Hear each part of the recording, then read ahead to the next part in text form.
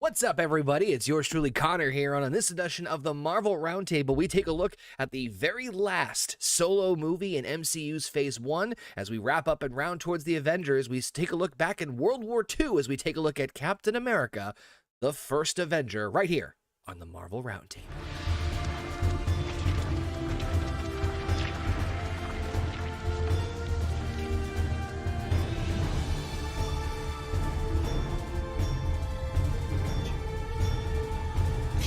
Basement stop. What's going on, everybody? It's yours truly, Conor, here. Welcome back to the Marvel Roundtable right here on the Horny Goat YouTube channel, on the Horny Goat podcasting network, where you can download us and listen to us on all your favorite podcasting platforms. Easy for me to say. This freaking tongue-tied thing's carrying over from No Bucks Given. We are here. Yes, you are not. Your eyes and ears do not deceive you. We're here another week. I know we just did Thor last week, but we're rounding up the end of Marvel's Phase 1 with everyone's favorite Boy Scout, none other than Captain America, the first Avenger. We'll talk about it a little bit. Spoilers, JP, spoilers. But we'll talk about the in-depths of the movie, the pre-production beforehand, all that fun stuff. But before we get into that, want to, of course, welcome our esteemed panel here on the round table. Of course, with no introduction needed, we have the it couple, the power couple of the Horny Goat channel. We got JP, Heather, and the lovely Wendy. What's going on, guys? We're in, well, I'm feeling like poo-poo at the moment. I think I have bursitis in my joints, so I'm in pain. Ouch. But we accepted an offer on a house today. Woo-hoo. I do have to talk to my lender about financials because they did not take the 3% on the closing cost. Mm-hmm. So we took a flat rate of $2,000. So I'm calling him tomorrow to see what I can do and let me know how much it's going to cost. Because I mean, there's money set aside. Yeah, for this kind of thing. Sneaky cost. But Heather, I mean, you must. So it looks like it's going to go through. I just have to talk to him tomorrow, and we'll be in our new place in April. Good stuff. Good stuff. Heather, you must be pumped and excited. Oh, yeah. Get the fuck out of here. Don't have to deal with the fucking asshole downstairs. Whoop, whoop, whoop. We've of course got my ass. Speaking of the asshole downstairs. I love how you point down in basements right underneath me. So you're like, it's asshole downstairs. It's like, speaking of which, it's everyone's favorite bear from apparently downstairs. What's going on, Canadian basement? Oh, now you're upstairs now. You moved. Now you're upstairs. Oh my God. Okay, guys. I'm gonna apologize right now. I did watch the movie today. I'm super tired. I slept for like an hour. I had fucking doctor's appointments and shit, so I'm just tired as shit. We did the same, but I was dealing with the house stuff. So we did watch it, but I was dealing with house stuff. So yeah. This is the third time I've seen this movie, so I should have a good grasp of it. And if I don't, then just crucify me. Fuck. So I do have a couple of questions, though. It's all right. That's what we're gonna ask them when we get to that point. We'll educate for sure, but don't worry, basement. I mean, you've seen pretty much most of the Marvel movies anyway, so it's just a refresher course at this point. But joining us for, I believe, either the first time or the first time in a long time here on the Marvel Roundtable, we got Trekpedia. What's going on, Trek? Not much, guys. Just happy to talk about one of my favorite Marvel movies. Oh, fuck me. Listen, it's no Dream Warriors, but it's a good one. It's a good one. It's gonna be a fight. I'm gonna fall down on the ground. I may try to get up.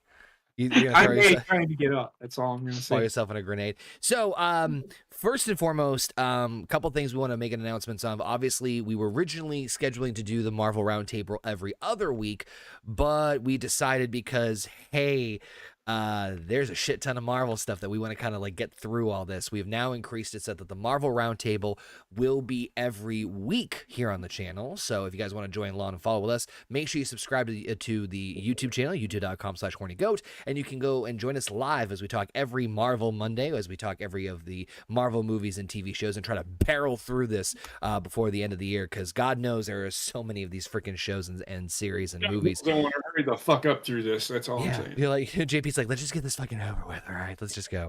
I'm just talking shit. It's okay. No, it's all good. I don't hate every movie. No, I know. We talked about, really enjoying Thor. So if you guys haven't checked out the other episodes, we'll start leaving the playlist in the description. You can check out all the other previous installments of the Marvel Roundtable. Obviously, we've done Iron Man 1, 2, The Incredible Hulk, and Thor. And then next week, right here on the channel, is going to be the big one. It's the end of Phase 1, but the beginning of something great, as we're going to talk about the Avengers movie. And I have a feeling that's going to be a very lengthy discussion on that one for numerous which one? reasons. I'm sorry. The first Avengers movie. Oh, of course. It will be. That's going to be a biggie for a bunch of reasons. So make sure you guys join along with us. And if you're joining us live here on the channel, make sure you let us know your thoughts, as we're going to read them throughout the entire evening, including the poll of the thumbs up, thumbs down. I know it's more direct, but figure it's a little bit more interesting to see, like, if you're forced to give it a thumbs up or thumbs down, instead of our usual, rating of 10. But we got a lot of people already joining us in the chat. We've got, of course, the real Cody, Alpha, Jurgen, everyone's favorite. Jurgen, and Alpha in the chat. Thank you guys so much for tuning in. Appreciate it. Of course, like I said, download us on your favorite podcasting platforms too, and let us know your thoughts on that. So, first and foremost, Jurgen, hop over here. I was waiting for that as Basement's like fading into the obscurity. So I can say one thing for sure. We know now that when Basement is sleep deprived, it's pretty much the same as when he's either drunk or high. This is bad, man. He's gonna be ranting about cabinets for 20 minutes. This will be great. Oh, don't even get me started. So real quick, I've been kind of doing this thing without going into specific details yet. Off the top of your head, just as like without any spoilers or context, generally speaking, your thoughts on the movie. That was for those you didn't hear or see. I JP did like it. Thumbs down for JP. You know what's funny? Not, for those obviously who haven't caught up, JP has not watched. You haven't watched most of the Marvel movies at this point. It's kind of a new experience. We tried to go through the timeline in the way that it was supposed to happen, not how it was recorded. I've seen the Avengers, all the Avengers movies. I have seen, and I like, okay, I must be missing something because I have a lot of questions. So I got up to the Black Panther. I can't wait until we get to that fucking movie. I fell asleep. Yeah, that movie was It not sucks. my favorite either. Yeah, it's worse than this fucking movie. I actually enjoyed this movie. Yeah, be careful. The first time I watched it. The third time, I didn't know where I was. But well, JP, I appreciate JP really being on these because most of us, I think, have either seen or know enough about the Marvel MCU, and so JP is a nice new set of eyes to the whole, mostly new set of the eyes, but specifically. This movie was the one that I was really looking forward to the most because obviously JP's background and expertise and being a veteran and then, of course, referring to everything that happened. And this is the only Marvel movie in the entire timeline so far that took place during World War II. So I was curious the military aspect of it, but go ahead, Basement. There's some very what I wanted to say. This is my third time watching it, and while watching it this time, though I was kind of in and out of consciousness. Great preface right there. On rewatches, you get to pick up more and more of the glaring weaknesses of this movie. Yeah. Though I do feel like when I first watched it, I did enjoy it because I normally enjoy the origin stories.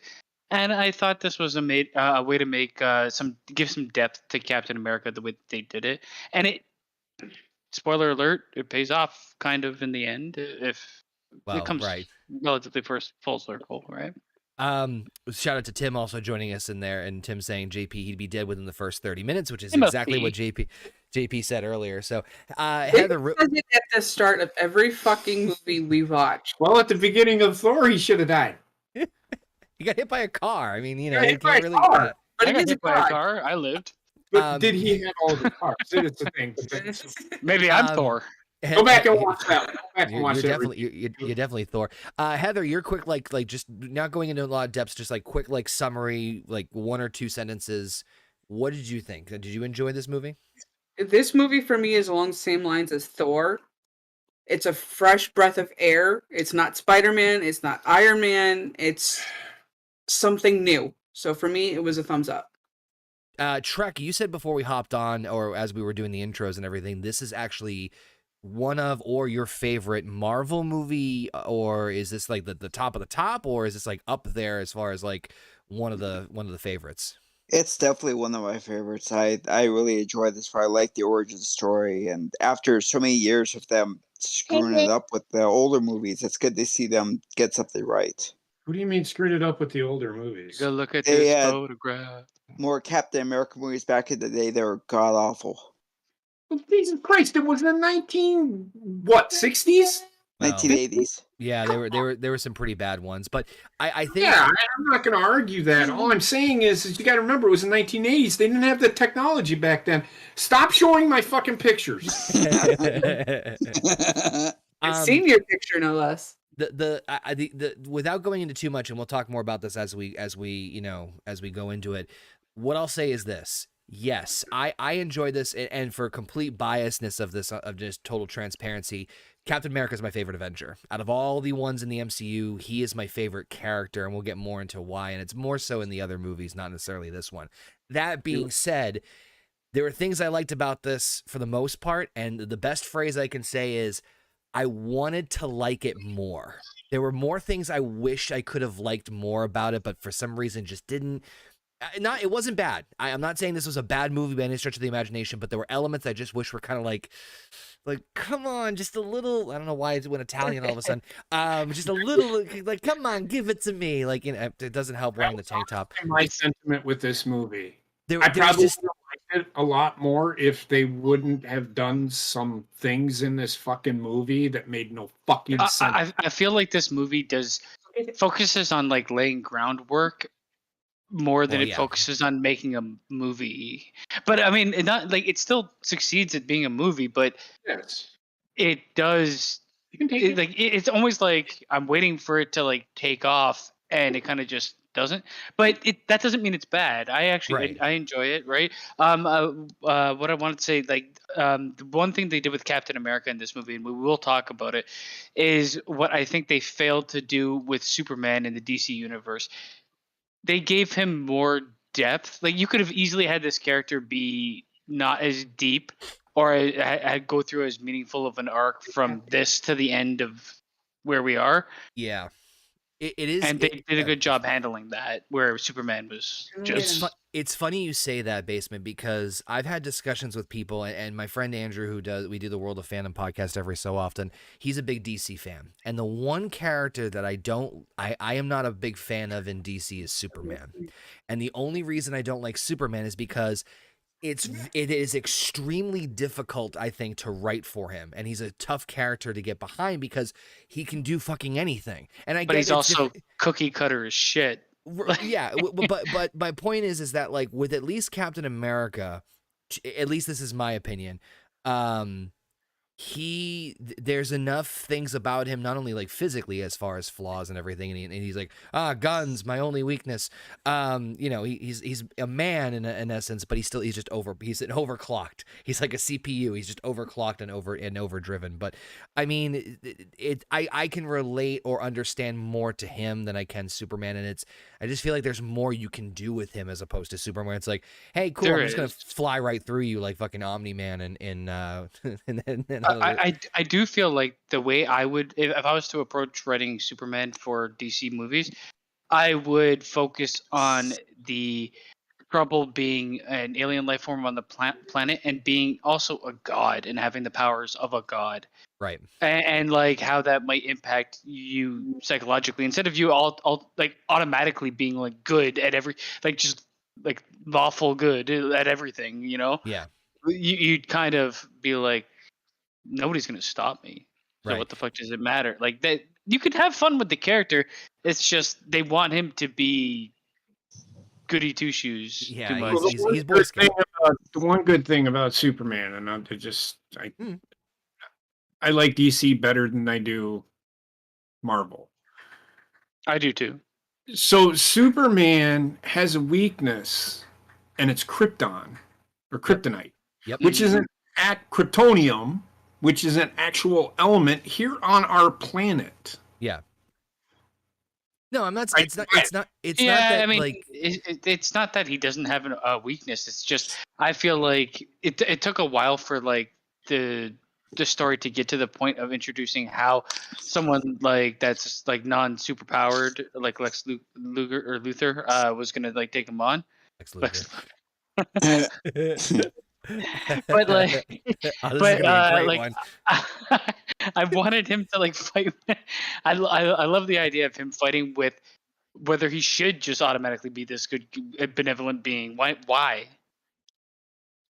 Right. I mean, And they don't play with that enough. well, they will obviously in the next movie, which we'll talk about down the road. But Trek, I know you're a big DC fan too, and I mean, do you kind of real quick just before we get into the setup and everything, what do you feel like about like the comparisons between Captain America and Superman as far as their characters? Are you kind of in the same boat with us? Do you completely disagree?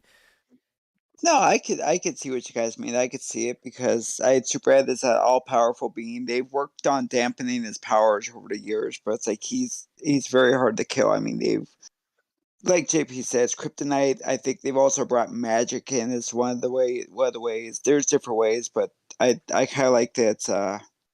I've always had Superman as a favorite character for goodness sakes. Smallville is my favorite show. I mean, I like Right. it. Kind of reminds me of Captain America because I like a good origin story. They kind of did a pretty good job with this one.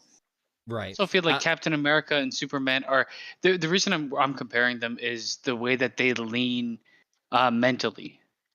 Yeah, They're very pure... similar, pure for the people, not gonna do anything. Like there's no gray area with them. He's totally which is I think that's kind of the reason why I gravitated towards him compared to the other Avengers, because every Avenger, at least so far, Thor is up in the air, has gray area, but with him it's just like he's pure as the White Knight. And when you put him in environments and situations that make you question that, it makes a whole nother thing. But we'll get more into that in more details. Real quick in the chat.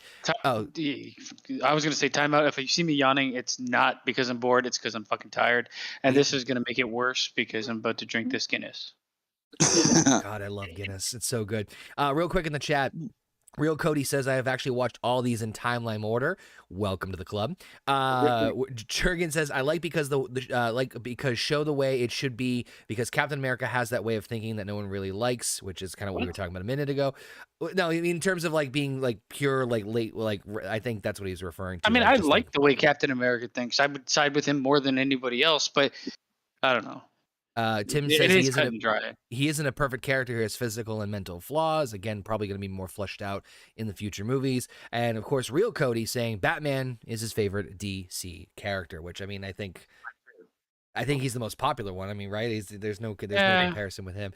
But let's dive real quick into the pre-production. So there's not going to be a whole lot of notes for this one. Just a couple of fun little tidbits here. So I was just saying right before we got on here that pre-MCU, right? This is beforehand, how Marvel's properties were literally all over the fucking place. They were tossed around, tossed aside. So in April of 97, Marvel was in negotiations with two directors to produce Captain America. But in May of 2000, Marvel teamed with Artisan Entertainment to help finance a film, but there was a lawsuit over the ownership of the Captain America copyrights. Go figure. So it just kind of cut things dry, to a halt. Lawsuit was eventually settled in 2003, but then following the settlement, Marvel was preparing to license the film right to Warner Brothers, of all people. Irony abounds. Until David Maisel suggested the company produce the film themselves, and then that's when we kind of started getting the idea of them trying to, bring everything together. Just like the other movies, Paramount Pictures agreed to distribute the film. Originally, the film would stand alone. Producer Kevin Feige said about half the movie would be set during World War II before moving into the modern day, which I'll be honest with you, I think doing it pretty much 95% of it in World War II is the way they should have done it, so I'm glad they didn't split it half and half. They said the biggest opportunity with Cap as a man out of time coming back today, looking at our world through the eyes of someone who's the perfect world, was small town United States. 60 years go by. Who are we today? Are we better? Blah, blah, blah. He cited using the Back to the Future trilogy as an influence and claimed that someone in mind to be the star and definitely someone to be in mind to be the director. And of course, the big story is Chris Evans. Now, the fun story with this one is much like a lot of other characters in these Marvel movies, especially earlier on, hard to see anybody else landing the film or landing that role or somebody else taking over that role. I think obviously you can't not see him with the blonde hair being Captain America. Should have been Tom Cruise, all 4'3" of them. but the funny thing is, is that he almost didn't do the role. He was offered the role several times. And two things to note. Obviously, if you guys are hardcore Marvel movie goers, you might recognize him as Johnny Storm from the early 2000s adaptations of the Fantastic Four, which he said he really wasn't big fans of. Not that he hated the roles per se, but just kind of wasn't really huge into it. And of course, he was very trepidatious about not only getting back into superhero films, but because of the, I think it was like a 10-picture deal or whatever it was, you know, obviously knowing how many movies he had to do, it was a big commitment, and he was worried about pigeonholing himself into a role. Irony abounds. You probably heard the story, and maybe you guys haven't. Fucking epic movie or something. Well, yeah, I was about to say. Not only that, but guess who was the one person who convinced him to take up the role? His mom? Nope. Robert Downey Jr. Correct. Robert Downey Jr. convinced Chris Evans to take the role of, or was the final convincing word to say he should take this role as Captain America. The rest is history. and the rest is history. I mean, I sucked think the serum right out of. I think. Oh, this is gonna be a great one. I think he nails the role. Obviously, we'll talk about the characters as we go in through it, but just it's fun crazy because I thought he was like, wasn't he originally a comedic actor or in comedic roles? Yeah, not like necessarily comedic, but I like think he was essentially put in roles like Zac Efron. So I mean, looking at Chris Evans, him to look at him. early day. He's compared to early day Ryan Reynolds to me. I mean, yeah. I mean, those two have had similar career. When he was Johnny Storm, that was actually his. I think that was. If I remember right, that was his first big role. If I remember right, well, he was in Not Another Teen Movie. As Johnny Storm, I thought. He was not. But not another teen movie. Do you really want to go there? Because I mean, if you look at Johnny Storm versus Captain America, two very different characters. No, and I get that. He played both of them well. That role, I think he's a good actor. I'm not shitting on him. He honestly is the perfect Captain America. Let's be real. He also the other. I'm trying to remember the role, and I'm gonna piss off a lot of fans for not remembering this. He was also one of the boyfriends in Scott Pilgrim versus the World. Yep. Yeah, he was. Yeah, which I thought, again, another total different character. So I mean, Chris Evans has a wide range, and there was another movie. What was the movie? He was like the movie star, ironically, with like the leather jacket. Okay. Yeah. The other part was he did recently appear in there was some sort of Lights Out.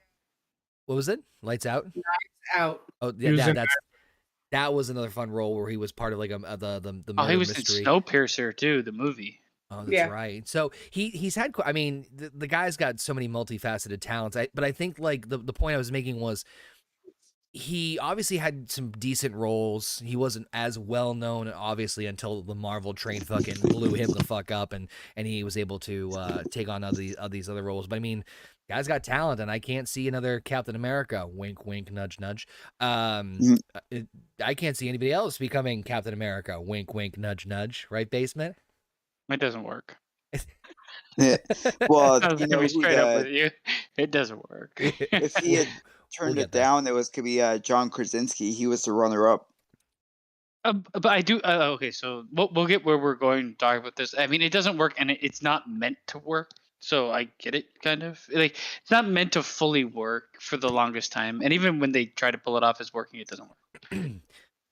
We'll get there. I'm sure we'll definitely get there. But that being said, let's talk about the plot. So, of course, the beginning part, we see the very brief preview where we see scientists in the Arctic uncovering. It's the Thing. I got flashbacks to the Thing. Oh my God, you did too. I'm like, this is the Thing again, all over again. We gotta check this out. We see them uncover a frozen artifact with, of course, right behind the frozen ice, none other than a lovely, very familiar shield. We then cut immediately to March of 1942, where we see a Nazi lieutenant known as General Johann Schmidt and his men stealing a mysterious relic called the Tesseract, which possesses supposedly untold godly power from the town of Sonneberg in German-occupied Norway. So a couple things to kind of wrap up with this one. So first and foremost, Johann Schmidt is being played by the wonderful Hugo Weaving. Huge fan of him. If you don't know who the hell Hugo Weaving is, go die in a ditch. The only person that can't stop looking at his teeth when he talks. We have Agent Smith from the Matrix movies. I can't remember the name of his character now in Lord of the Rings. I'm blanking on this. But he's V for Vendetta. I mean, the guy has the track record a mile long as far as his accolades, and he is one of, if not the reason I love this film. He's a great villain too. He's a better villain than he is anything else. Yeah. Yep. And I love how we have, of course, he's operating Hydra, which we'll talk about more in a little bit, which is basically Nazis without being Nazis. They're worse than They're an offshoot of the Nazis. Yeah, they're like The scientist a division. covert. They're kind of like the covert black ops of the Nazis. I mean, it's kind of one of those things where it's like, well, we can't really do Nazis directly, but you know, They're not. So Here's Adolf Red Skull. So the thing that we see here is he's taking the Tesseract, and we're starting to see things tie together as far as the other Marvel movies. Now we're starting to see the continuity kind of like coming together and forming, getting ready for the Avengers. So of course they reference the tree, the tree of the world, which was referenced in the Thor movie about explaining the different seven worlds. How do you say it? It's YGGDRASIL. Yeah, Yggdrasil? Yggdrasil, I believe it. Yeah, it's something along those lines. The chat, help me out here, God's sakes. I don't know. It should never be spelled that way because that word does not make sense. English language. Well, it's like It's not supposed to. Yeah, what's like Yggdrasil? So I don't know. you know, we of course here it's like mentioning like, oh, it's the one of the treasures from Odin's vault, which we saw in Thor. We didn't see the Tesseract in there per se, but it's starting to, you know, you're starting to see the thing of everything kind of forming together and coming together as far as references from the other movies and everything kind of connecting together. Where are the Eternals? God damn it, basement. I haven't seen that movie yet. Sorry. I should say it. But so far, and I don't know if anybody else remember or caught this. Of course, I kind of chuckled a little bit just because it's a reference. And the Fuhrer looks for trinkets in the desert or the sand or something like that. Obviously referring to Indiana Jones, which I thought was kind of. I did not catch that. I didn't even think I heard that line. So when he's opening the box, he's like, and the Fuhrer. My face is for melting. trinkets. Yeah, we're a little busy with that. Dude, I didn't even hear about the tree thing. What's that? Oh, I think it's Yggdrasil, whatever. Fuck it. Yingling. The tree of life, man. Come on. well, it's like trying to pronounce Thor's hammer's name. There's different ways, and it's been Mjolnir. pronounced every Mjolnir? way. That was Mjolnir. I just don't remember them saying anything. I don't care what it's called. I just don't ever remember that in Thor, and I don't remember it in my man. Well, Big it's just a minor Thor. little Easter egg of, oh, hey, things are starting to look connected now. That's really the big takeaway from this. But anyway, now Johann Schmidt has this Tesseract, and now we're cutting over to New York City, where we see. And I love when the blood goes on his fucking Hydra, so it shows it like the red. Yeah. Yeah. I guess who this is? And he's like, "Oh, my face! I already did that."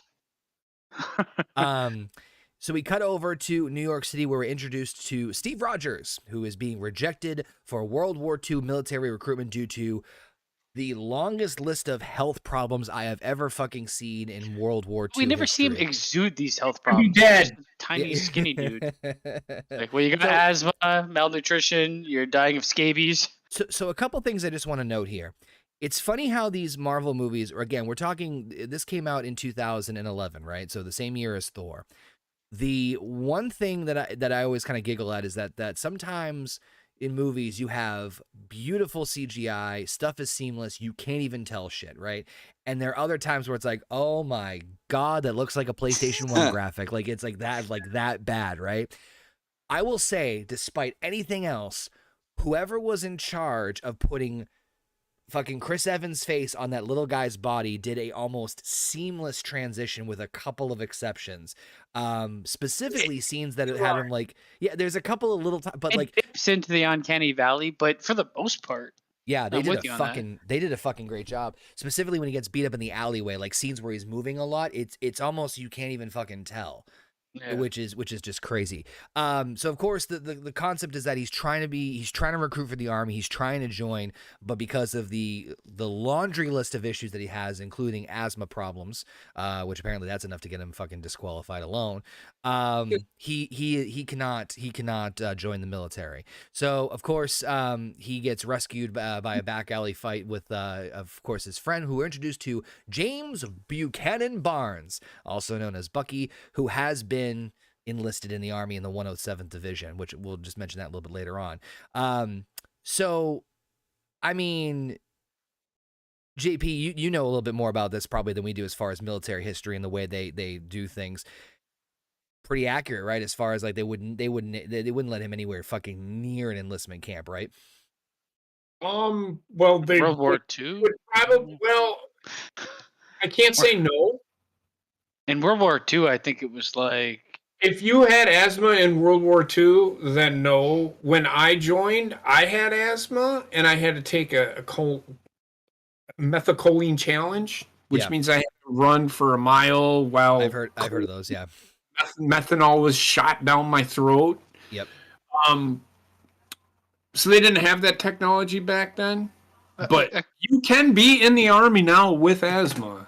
You can. A question to you, JP. Like in World War II, I mean, you're right. In World War II, they didn't have. That's what I'm getting at. They didn't have the technology back then, so no, he would have been rejected. I don't I think mean, weren't they kind of just like, we'll take every able-bodied that was the next man question I and- was about to ask. But even if they're not able-bodied, No, in World War II they needed the bodies in the field, so they needed everybody to be as close to top physical condition as they could get.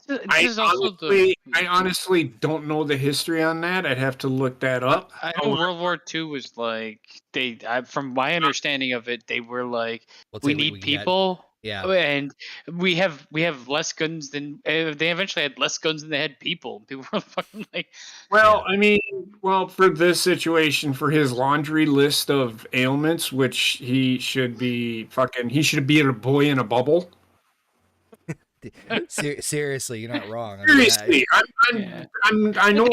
That's the one thing too. They didn't show it right because they didn't show him ever really outside of like his small stature. He wasn't like wheezing or any of this. Like I never saw that in the movie. Me neither. And the thing is you have flat feet. You can't join the army. Really? Yep. Huh. You can't. What's the reason behind that? I'm not sure, because of blisters and road marching. Like, you get blisters, French foot easily. I had to duck walk, and now keep in mind, when I joined, I had knee surgery. I had a complete ACL repair, and if I would have had metal pins in my knee, they would not let me in. Thank God I had plastic. Interesting. Huh. So, which is actually like, it's another take on why I kind of like this movie, because where we're gonna go, where this movie goes with why he gets selected for certain things, has nothing to do with any of that, and all of that is like why you can't stand up for your country or fight for your country, because you got metal in your leg, no matter how much fucking metal rusts. Yeah, I mean it makes sense. Don't get me wrong, There's it logic makes sense behind it. It's just a matter of like there's because a bigger. They would have to then do surgery. Yeah, no, it's just like I guess this is why I kind of enjoyed this movie a bit more. It's the opposite of why the military would take somebody for something, because they could kind of rectify that with what happens. It all depends. I mean, with the list of ailments this guy had. Well, that's the thing. So I was trying to find the actual list, and the list was quite lengthy. I saw something like asthma, high blood pressure. I think like you can't arthritis. That I Yeah. understand. So it's just interesting because obviously this is a different time and a different era, and I think this is another reason why, compared to the other Marvel movies, I'm a big fan of this one, is because it's.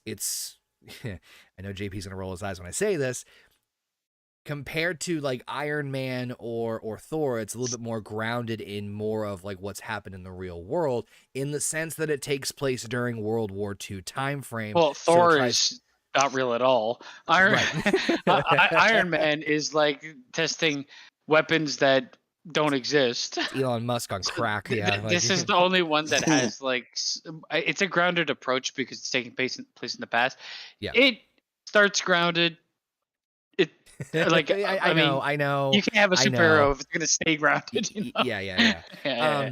So we get to of course him being rescued by Bucky, like I mentioned earlier, and just a fun little note here. And again, there's little things about the movies that I kind of picked up on that I appreciated. Was he says, "Oh, we're gonna I'm going out on a date where it's a double date. I'm gonna take 2 girls with us. Let's one for you, one for me. We're gonna go to the Stark Expo."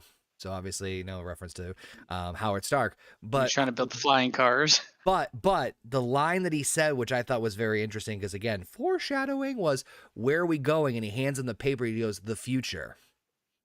Like, that's interesting little foreshadowing there. I'm not sure if they meant that. He also said something about it's growing on me, and I can't remember the line that happened before that. It was the suit. It was when he was picking out the actual okay. We'll get there.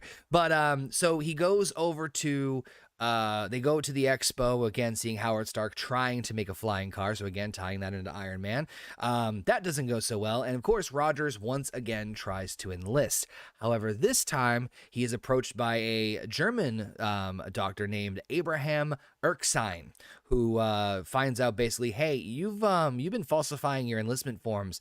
You've tried applying 5 different times." And he's like, "Well, is there a problem?" He goes, "I from 5 different locations." He goes, No, it's not the 5.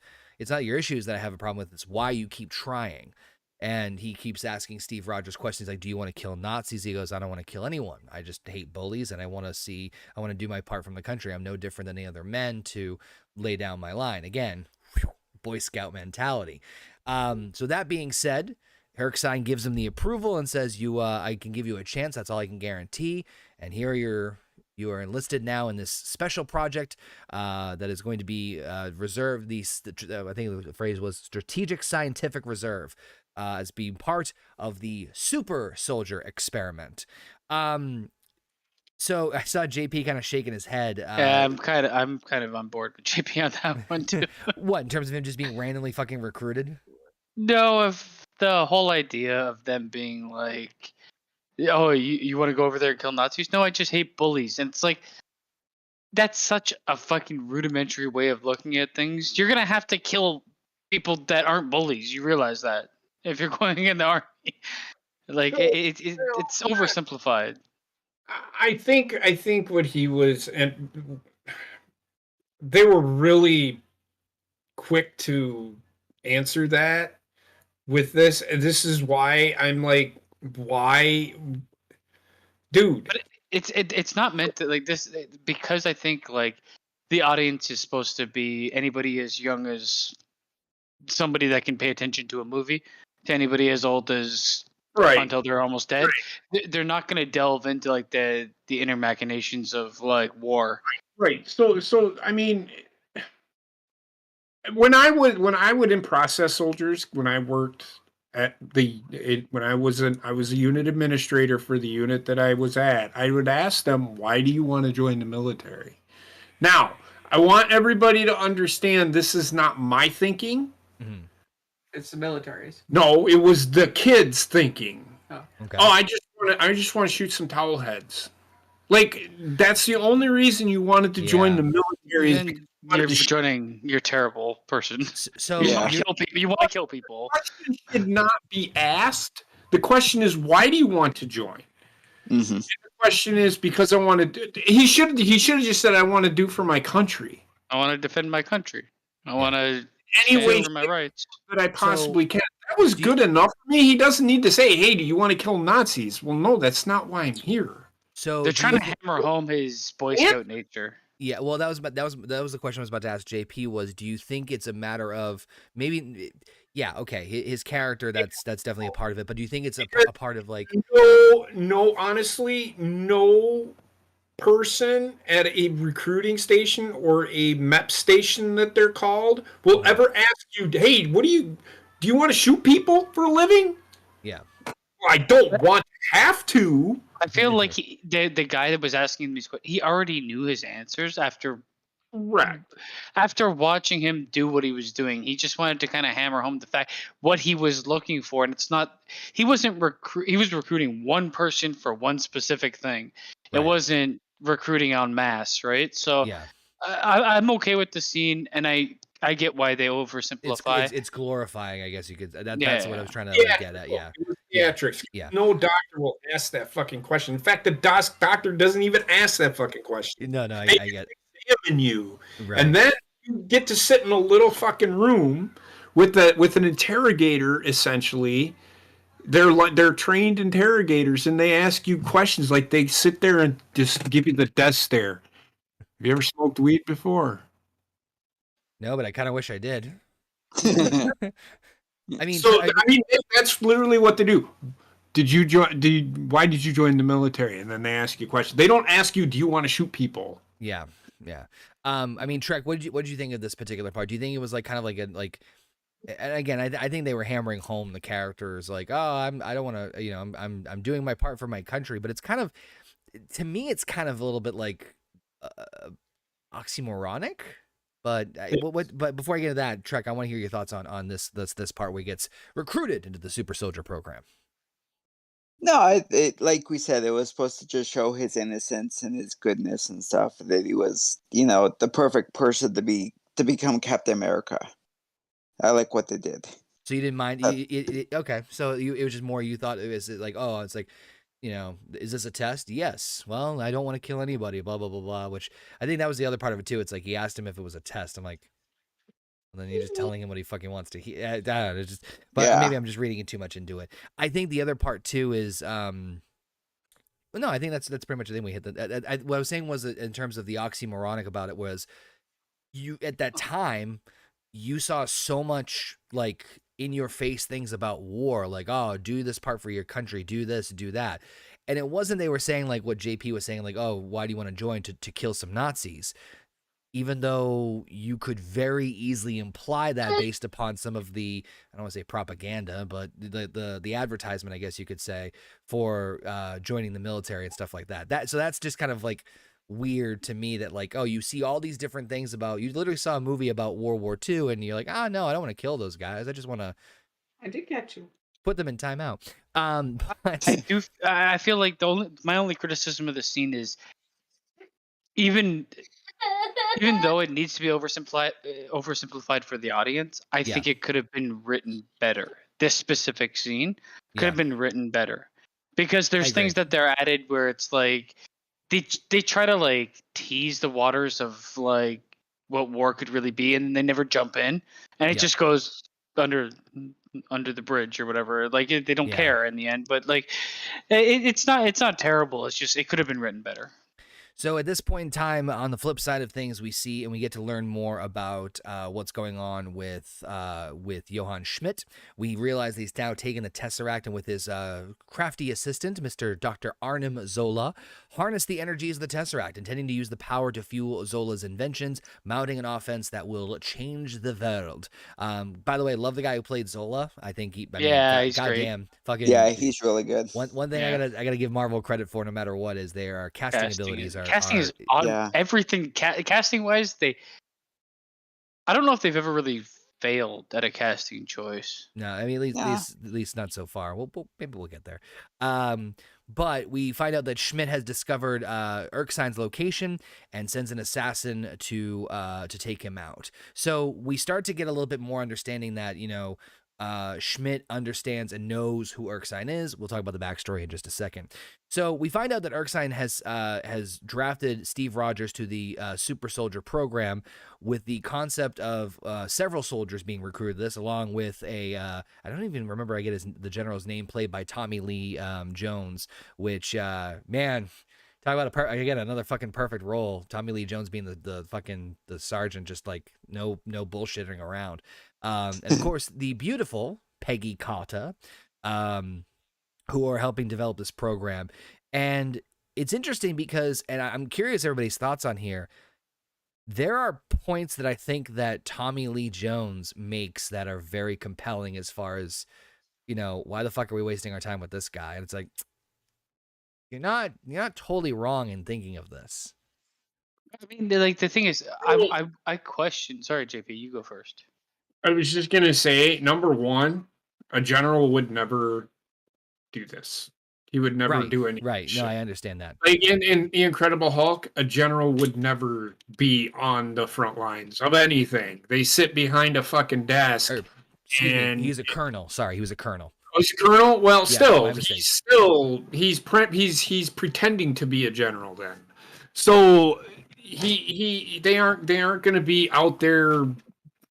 They might come and inspect, but they aren't going to oversee every aspect of what they're doing.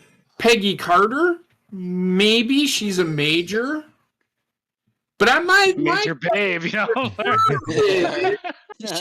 American citizen. No, as far as we know, she is British. Why in the fuck is she in the United States military? Good question. It just says that Peggy Carter is an officer. Go ahead. Maybe she has her U.S. citizenship, and so I mean, maybe. Erskine got his, at least from what we understand, because he's from New York. So, but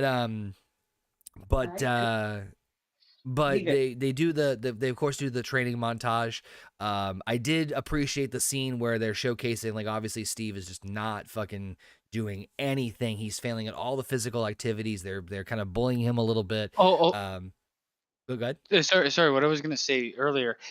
How much purview or understanding do we think or know Tommy Lee Jones has in regards to what they're planning to do with this cadet? I think that he understands the entire program. I think it's just a matter of... then what the fuck is he talking about? They're like, if the physicality is the failing process and that's the thing they're rectifying, then you don't need to look at a physical specimen. You're looking at a mental specimen. Well, that's the thing. Yeah. So his character makes no sense. Well, he's supposed to be the one that's supposed to be like the another fucking. He's trying to throw a monkey wrench. He's like, he's still skinny. He's still small. Yeah, well, we're gonna make him 8 feet tall, giant. So what does it matter? Well, well, the thing is, and this is, and I'm gonna theorize here and just kind of go on a thing. I think that they understood they were trying to create a breed of super soldiers. What that would entail as far as the results of that, they weren't too sure, because, God damn it, as we will see way down the line, with other things involving the super soldier serum, it doesn't necessarily mean that you physically change in terms of your body structure. This is why we'll get to it in this movie, that JP and I are gonna join forces and say, why is this happening? I have one piece of counter which we'll get to in a second. But the idea is that Steve is not doing well physically, but there are obviously two major scenes that kind of show through his character and his intellect as well, where the scene where they said, if you can climb up that flag, if you can get the flag down from the flagpole, you can ride back to base halfway through. So while all the men try to climb up the flagpole, none of them fucking do it. Steve just walks over, pulls the pin out, the flagpole drops, he grabs the flag, and I fucking love that part. It would be a smartass and actually do that, and then just hand him the flag and get in the vehicle. Are we leaving yet? Yeah. Yeah. Yeah. And then the other part is, of course, the grenade. So we see Tommy Lee Jones throw the grenade, the dummy grenade. Everybody fucking scatters. He's the first one to throw his body right on top of there, showcasing that he is not about himself. He's one of those guys that he should receive the Medal of Honor every time he goes out and does a mission. Yeah. Boots on the floor, Medal of Honor. I mean, seriously, he's just like, well, he's also a guy that's so apparently sick or whatever, that his life, he probably doesn't value his life as much as the other guys that haven't had whatever hardships. He doesn't see himself above the others is the point, right?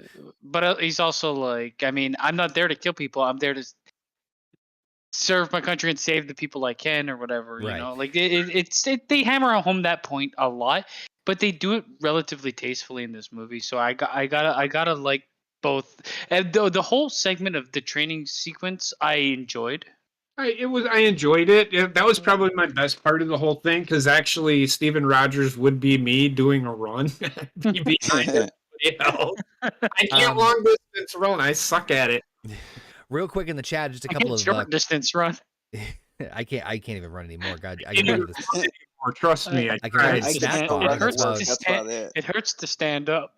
I look like Forrest Gump. I look like Forrest Gump. trying to fucking- Jedi. Couple of comments in the chat real quick. Jurgen said they didn't do that because of health issues, because they have to be running through the beaches and have to survive through the countryside. Tim said to smuggle drugs out of third world countries and set up for years to come a drug kingpin. That's why I would join. I'm a wise ass.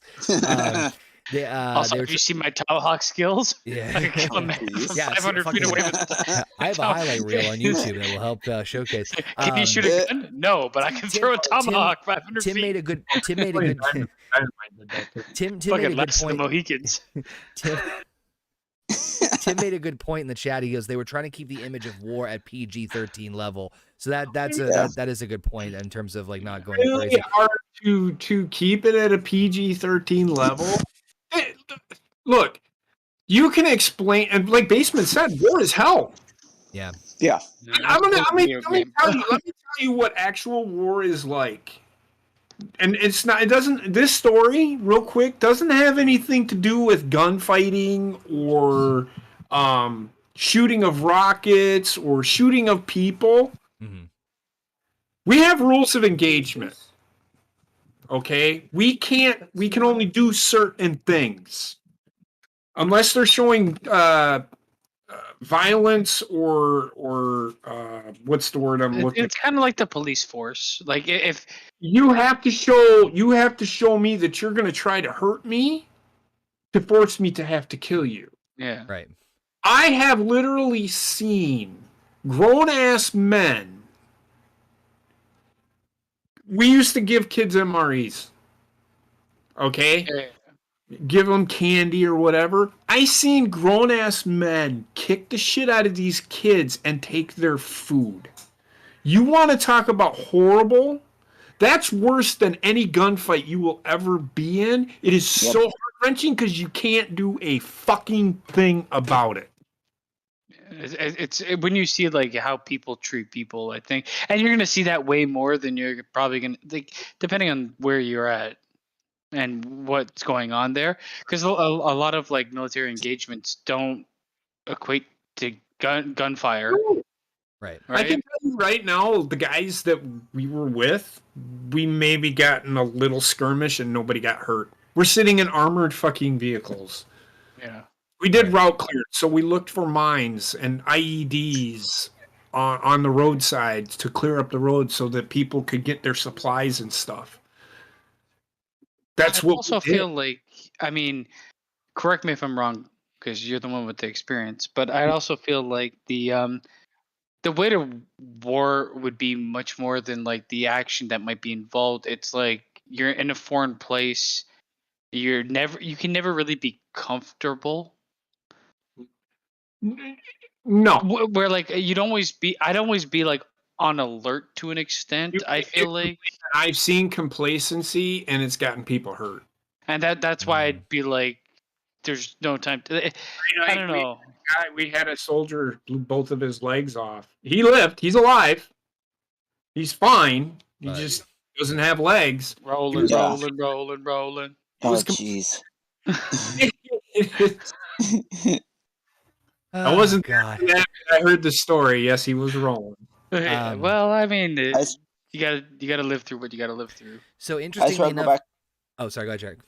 I struggle back to the Tommy Lee Jones thing. I think it's just that he's so cynical and so skeptical. He's like, "Oh, we're going through this shit again. You know, we Well, do this all the time." Playing a senior officer, he should be Yeah. skeptical. And that's Yeah, I was what gonna say, I he's like living so long in a role where like you would I guess, categorize people with like physical attributes and being able to do that as like the highest of the class. To see someone that's not that way, even if he had an understanding that we're trying to select somebody for a super serum super soldier serum, Yeah. he doesn't know the extent of what that will do. I will So, give sorry. Tommy Lee Jones this. He wasn't one of the main characters in this movie, but he's played other officers in other Right. movies, and he Yeah. hits it right on the head. Although I fucking I love will Tommy say Lee Jones that for the he most is part as an actor. he is not going to be the guy that is going to oversee anything. He's in charge of it. He just signs off on everything. Yeah. Right. That's all he does. So that's where they fail in that aspect. Yeah. But it made me think that maybe Steve wasn't the first one they tried this with. And maybe that's another reason he's so skeptical. If that was the thing, then why didn't they show that? Well, they heavily insinuated. There's only a certain amount of time they have in the movie, or maybe they heavily insinuated. What they did it before? Yeah. With that the other candidates didn't for God's live sakes. or Yeah, didn't sorry. measure up to It took me a minute. Well, no, wait, hold on, because don't they basically said that it changed him as well. Yeah, the General Schmidt. Oh, okay. I'm thinking of something completely different. Never mind. General. Johann Schmidt. Yeah. That's what I'm thinking of. Yeah. We'll get there. God, it's gonna be a fun one, folks. A couple quick things, real quick. Jurgen and Alpha actually chimed in the chat and had some very interesting things to say. They said that Jurgen's grandfather fought in World War II. Very interesting. I'm curious to hear your thoughts about these things. Alpha says his grandfather didn't fight, but he was a military police, so he's an MP in World War II. He was 15. What's that? And he was 15. I find that hard to believe. If they lie about a lot of people that were underage got in the military at that time. I know, but they'll find out sooner or later. And if they didn't find out, I don't know, man. I don't know. What was the age of consent then? 16? 17.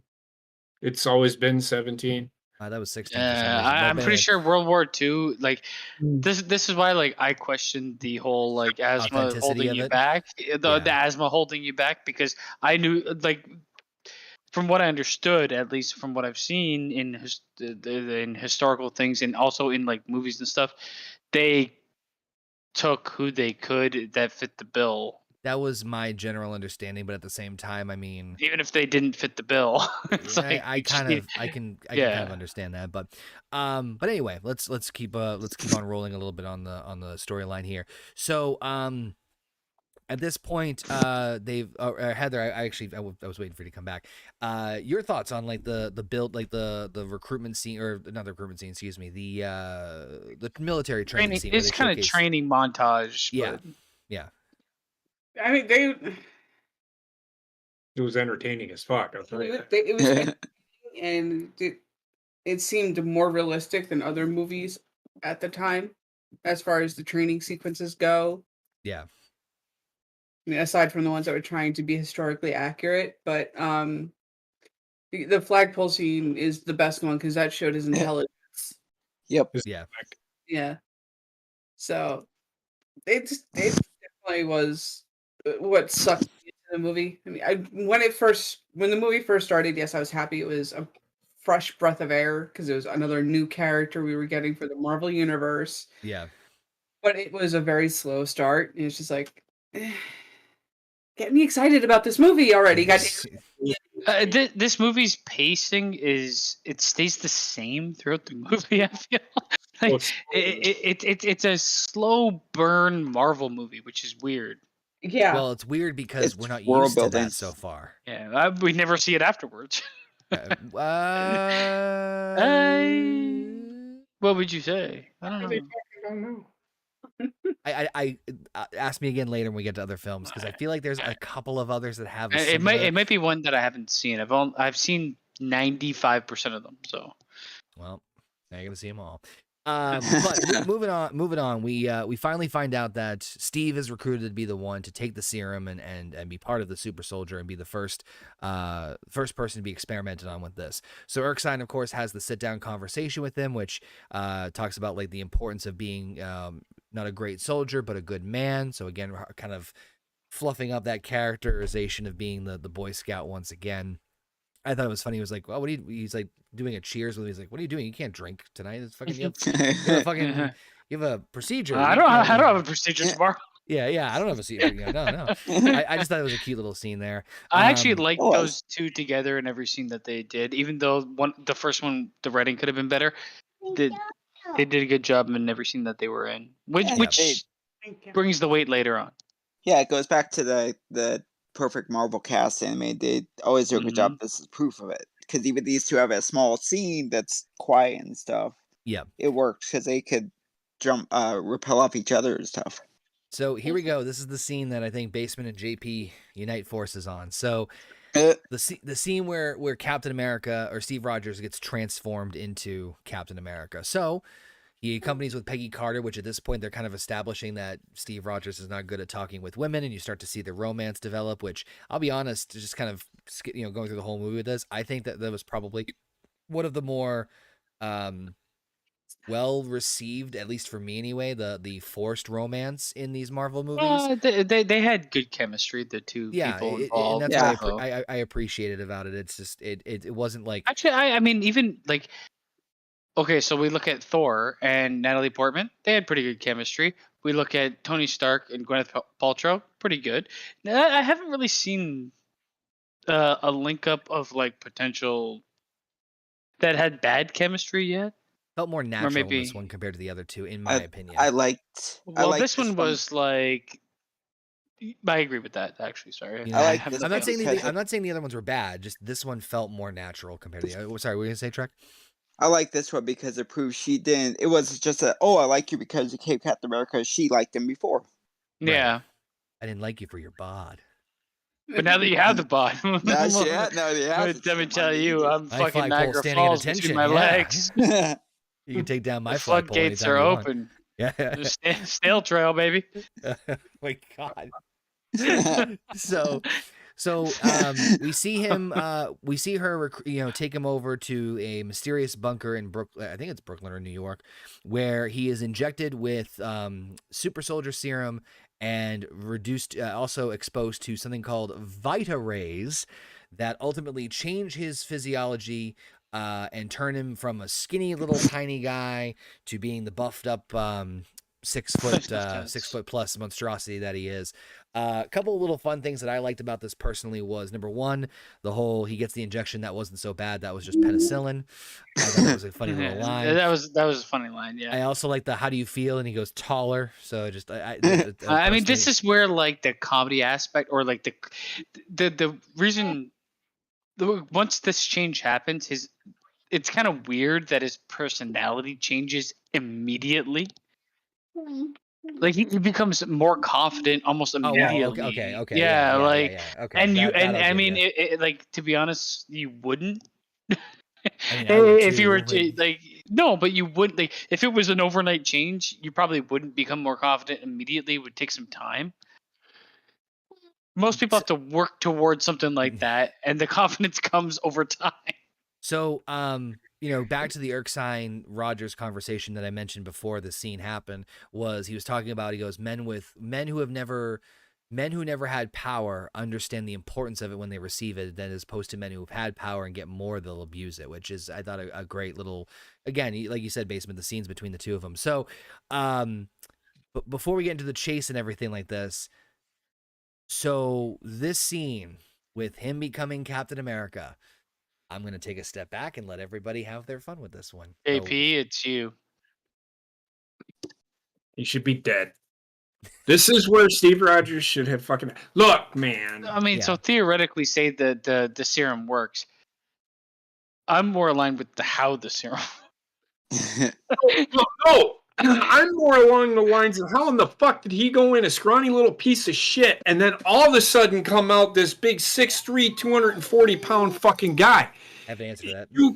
It is physically impossible. And I don't want to hear, well, he got Vita rays. I mean, Vita rays- even if it happened, and for some magical reason that they were inventing something for, his body would be like stretch marked up the asshole. Yes.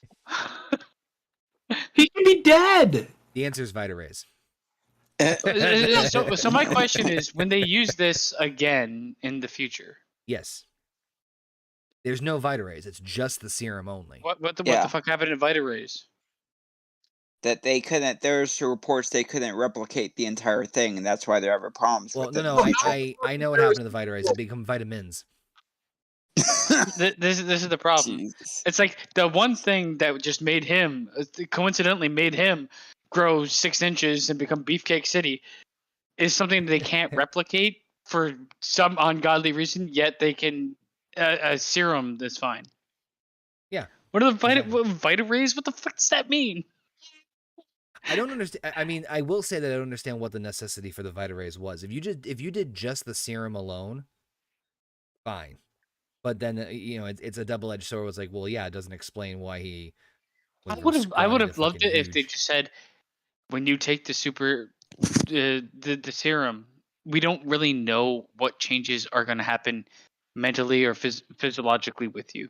Yeah. Some people get bigger, some people don't change at all. They just get the strength and shit. Like the one given thing is the superhuman strength and the superhuman endurance and the ability to take hits that no human being should. Like that is a given, but it might change you into something else. And they So- could have just said that because we already have fucking Red Skull in the background. Right. So another thing that during the conversation with Erskine and Captain America was heavily implied was that Erskine did work with Johann Schmidt as part of Hydra and developed an early prototype version of the super soldier serum, and then Johann tested it upon himself, even though Erskine said it My wasn't God. ready. I know what happened. What? You know what happened? The company that was in control of this was 2K Games. Oh, God damn good it. lord. God fucking damn it. We did it perfectly 10 years ago, but Yeah. we're going to start all over again now. Yeah. I fully and totally understand that. But Mr. Howard Stark was there. Yep. He was the one behind the Vita. He's the Yeah, one but behind the thing is, like, so What? okay, what's how does up? he not fucking know what the fuck is going on? And how can he not replicate it? I know the doctor gets shot, Yeah, but that was, okay. when he gets shot, that was to. That was the emotional impact on him more than anything else. Two things. Harsh truth. What's up, baby? Jurgen, the doctor made the process was shot. It doesn't fucking matter. That process would have been written down in some way, somehow. If you have a team of that many people involved, they have to map that shit out on paper. You can't just do it. This is why I wish they like green. You can't. That's just makes no sense. This is why I wish they leaned into that ideal and they kind of could have even infused that into like the. I mean, I know we already watched the Hulk movie, but it would have been like, well, we can't exactly give you like they gave him the. I would say that was I can't remember. Was it like a combination of gamma radiation and the super serum? So in the comics, oh God, Jesus, I don't want to get too much into this rabbit hole. The bottom line is that in one of the versions of the Hulk's origin story, yes, the idea was they were trying to recreate the super soldier serum formula from before, but instead of using the regular formula, they were trying to amp it up with gamma radiation. So they were trying to use a combination deal, and then so basically it's like, so basically the Hulk, at least in this version of it with the MCU, is that he has Captain America's super soldier serum in him, but the gamma radiation basically turned him into, I can't say mutant because that's just going to confuse I'm not even talking everybody. about the Hulk. I'm talking about Abomination. So, oh yes, that too, yeah. So Jurgen, the military doesn't create shit; they hire people to create shit. So No. No, go ahead. Slowly leaning away. You cannot. That can't be your justification for it. The military doesn't create shit. that Howard Stark is wholeheartedly involved in this whole thing. Yep. To say that he doesn't have the answer to all of this is foolish, because he's the one. How would he know that he needs to turn up that crank and keep going? Yeah. He doesn't. If Yeah. he doesn't know what the fuck is going on, he would have just cranked that up to 100% right away, and it probably would have fucking blew Steven Rogers up. I was This actually is the gonna agree problem with with- you, JP, but go ahead. This is the problem right now. This is where, because I've seen the future of the MCU, this is where I see continuity being a problem, because you can't just pick and choose when somebody's going to go from 5'4" to 6'3". See, I Like, think I wish they would've- kind of established that the super soldier serum kind of, yeah, it's going to give you these benefits and that's a given, but it might mutate you. It might do. It could do anything. Okay, so let me throw this out there. So for a couple things real quick, because then I want to get Trek's thoughts, and then we'll and Heather's, and then we'll roll on. So couple of things here. First off, I agree with you, JP, because in the sense of, you're right, the military doesn't create these, other people do it in conjunction with them. And even if it was the case of, okay, the doctor got shot who perfected it, he fucking used it on Johann Schmidt. So you can't tell me there's at least, even if it's not the perfect version, there is a version in the hands of Hydra. It's literally inside of fucking Johann Schmidt. So there's that part. The other part of it is, okay, let me throw this out to you guys. Let's say I agree with Basement that if they were kind of more open of the idea of, oh, okay, we're going to give this to you. We don't know what's going to happen, but we know that this will increase your performance in some way, shape, or form somehow. I think Might be changed physiologically. But the idea of, like, you know, we don't know what's going to happen, you know, I think would have been more received better. I get where you're coming from. So that being said, what if Steve Rogers was not the small, skinny guy? Let's say he was the regular height, wasn't in the best of shape. Maybe he was like still skinny, but still like regular and they just height. cured his ailments, and then he worked out. That's well, no, fine. he got the muscle enhancement, like his muscles and everything were max performance. But instead of like growing, and you know what I mean, like, would that be more? I would accept that a bit more. I would accept that as well. Well, I would also accept what they did if they at least like mentioned it, because this goes on later on in the MCU, and everybody that seemingly gets this serum is the same person, just super able. Yeah, well, that's a whole nother can of worms. They open up much further down the road, but yeah. And Frank in the chat said, yeah, I think Incredible Hulk, Banner, and Betty were working. Suspension of disbelief. That's an easy way to say we're just gonna write ourselves into a place where we can't answer. I mean, you know, cool.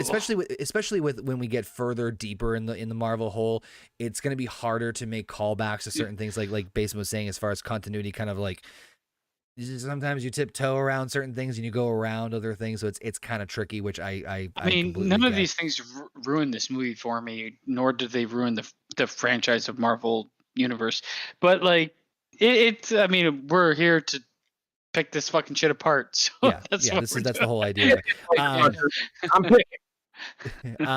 So real quick, I want to get Heather's thoughts on the whole Captain America becoming Mr. Beefcake, as far as what Basement was calling him.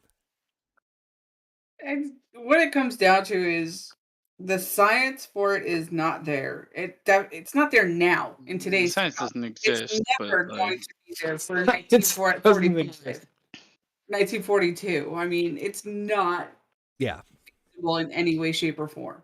No matter how much radiation you use. Agreed. I mean, it'll kill you. Did it take it away from it, though, as far as the impact of the scene? For you personally, Heather? For the imagination level, no. But as a whole, it's just kind of like, really? He grew 6 feet and got pecs. It took me completely out of the movie. Okay, right. Yeah, no, I will say when I first watched this blaring, movie, no? it didn't take me out of the movie at all. I just accepted it Yeah. as whatever, you know, What because about- I'm like, it's a comic movie. Yeah. What about you, Trek? I mean, you obviously said you like a good origin story, so it sounds like it would be right up your alley. Did you have a problem with like, oh, he's 2 feet taller now? I never really thought about it. I just thought it's like I get what you guys are saying now. If he had been the same I didn't height or either, make Trek, him a I'm little with bit you. taller, I could get that. First off, I need a Peggy Carter, please. Oh my god, don't we all? Oh my God, yeah. Good lord. Especially And that then red dress secondly, later on. I think that consider I grew up with Superman. I grew up with the guy who came from Krypton and stuff. That's not, Steve Rogers. Can you good. explain Captain that, though? America Yeah. isn't the most random thing I've ever seen. Yeah. They explained Superman. Yeah, no, I just mean that it's not No, the most but like out of this I'm world thing with I've you, ever Trek. seen. Yeah. I'm with I'm you, just Trek. saying that I it didn't didn't take away nitpick from it like for me. that. So Yeah, I get what you guys are saying now. It didn't take Yeah. away from me. I'm like, Well, that's I get it. I mean, I'm pretty much in the same boat as him. When I first watched the movie, even the second time, I didn't really care. This time, I was like, wait a second. That's kind of like what I said about like Because Mjolnir. It's like worthy according to who? Like it's just one of those things. Yeah. Like, I didn't just really want think to about point out that the old lady who ran the shop that they went to, the shop, I'll Like a get gun there down? because I gotta call bullshit on that fucking is scene. Aunt May from the Spider-Man movies. Oh, no God. shit. I'm gonna Yeah, call. that's her. I'm gonna call bullshit on that scene right away. All right. Well, what the scene where she gets gunned down? Yep. I mean, this is the part in this Guns movie where blazing. I blacked out. So, of course, we don't have to waste too much time in terms of seeing Captain America's abilities because it is quickly revealed that one of the people who is observing the entire process happening is, of course, a secret Hydra agent. He distracts everyone with a explosive, shoots Erskine dead while taking the last tube of the super secret soldier. Secret He's the red super dragon. soldier serum. Jesus Christ. Fucking Bolt takes off. He tries to save Erskine. Of course, he's already dead. He's just pointing to his heart like fucking E.T. Captain America showcases his ability to literally sprint through the streets, chase him down. I mean, this is... We just talked about like the ridiculousness of this whole thing, right? And at the same time, he's fucking sprinting barefoot. He's running through glass windows. He literally dives and punches a hole in a submarine, like rips open a submarine, basically throws the guy out. I mean, I get it. It's supposed to showcase the ability of him, and I will say that It's in line with his character doing anything to get anything. Well, what I was about to say was the one thing I at least appreciated was during the whole ordeal, he's not really like paying attention to what's going on. He's just doing what he needs to do. And then at the end, when he like the Hydra agent kills himself with the cyanide capsule, he just kind of goes like looks at his arms like, what the fuck? Okay, yeah. But go ahead, JP. All right, so let me get to the scene where I call bullshit on. So he blows up the thing, right? As a distraction. Yep. I can understand that it's underground. That I get. That I can buy. Yep. And it's, because, I mean, Jesus Christ, they just use radiation, so it has to be fucking goddamn soundproof shit. It has to It's a lead room. So, right. Which pisses me off because I can't even have lead paint in my house. So, anyway, 1940s. I know. So, You can eat all it. you hear is the woman standing there and the guy comes running out and she fucking guns ablazing. She starts shooting at him. He shoots her. He runs out the door and there's a guy. An old man walks by like nothing's fucking going on. There's a couple How of in the fuck can he not hear anything that's going on inside of that building? I do agree that I think the funny thing is that she he comes out of the room and she literally has the gun like ready and waiting. Like there's no communication between her and what's going on. She might have heard the explosion though. She might have heard the explosion. Okay, but I also, I'm not gonna lie, I kind of laughed my ass off that he shot her once and then she's going down and she holds the trigger so the fucking gun's just like it keeps going. That's the sick twisted mind that I am. Think there's an old man walking by like nothing's happening. Just I'm on a walk. I'm 78 years old. I'm on a walk. And he comes running out of there, fucking guns ablazing shit, and he still didn't react to it. So that's where I had a problem with Captain Rogers. Captain America. We might as well call him Captain fucking America now. Yeah. So he comes running. Didn't he just have a procedure that almost fucking killed him already? How in the No, it turned him into a real man. Well, you know what I mean, though. I mean, this procedure he went from 4'2" to fucking 6 foot fucking 3, 240 fucking. He grew his bones. He's running around. He's running around. Can't possibly fucking have these abilities right away. There's no fucking way. Because, and we'll get to that. I But anyone would take steroids, but I okay. think they were doing the same I mean, thing. they grew his bones and grew his muscle. They What the grew fuck, his man? bones. The scene itself was needed because it needed to show showcase his abilities, and I Yeah. understand that. That's not why I just I mean- call bullshit on the entire. Yeah, I mean, this movie doesn't really it doesn't show you everything you want to see. It shows you everything they want you to see, right. and it's just like, yeah, what's the old man background? He's just an old man background. Little Why is the old woman there? There's no woman realism there. is key, people. I mean, Why does he not feel different in a body that's way bigger and everything else? Why does he not have to get used to it? Why is he super confident immediately? right? And so, was there a part in that where he's running and he kind of loses his balance and fucking crashes through a fucking window? That's what I Was it said. because he was Yeah. running so fucking fast he couldn't Yes. fucking make the corner? I mean, that would have lasted throughout that whole. He should have just fucking his not asthma, been able that's to it. catch that guy. He should have been Ran through a building, ran through the granny, ran through the grandpa, and just fell on the ground. I guess they don't had know that- how to control this new body. No, he should have been running like a titan. Yeah.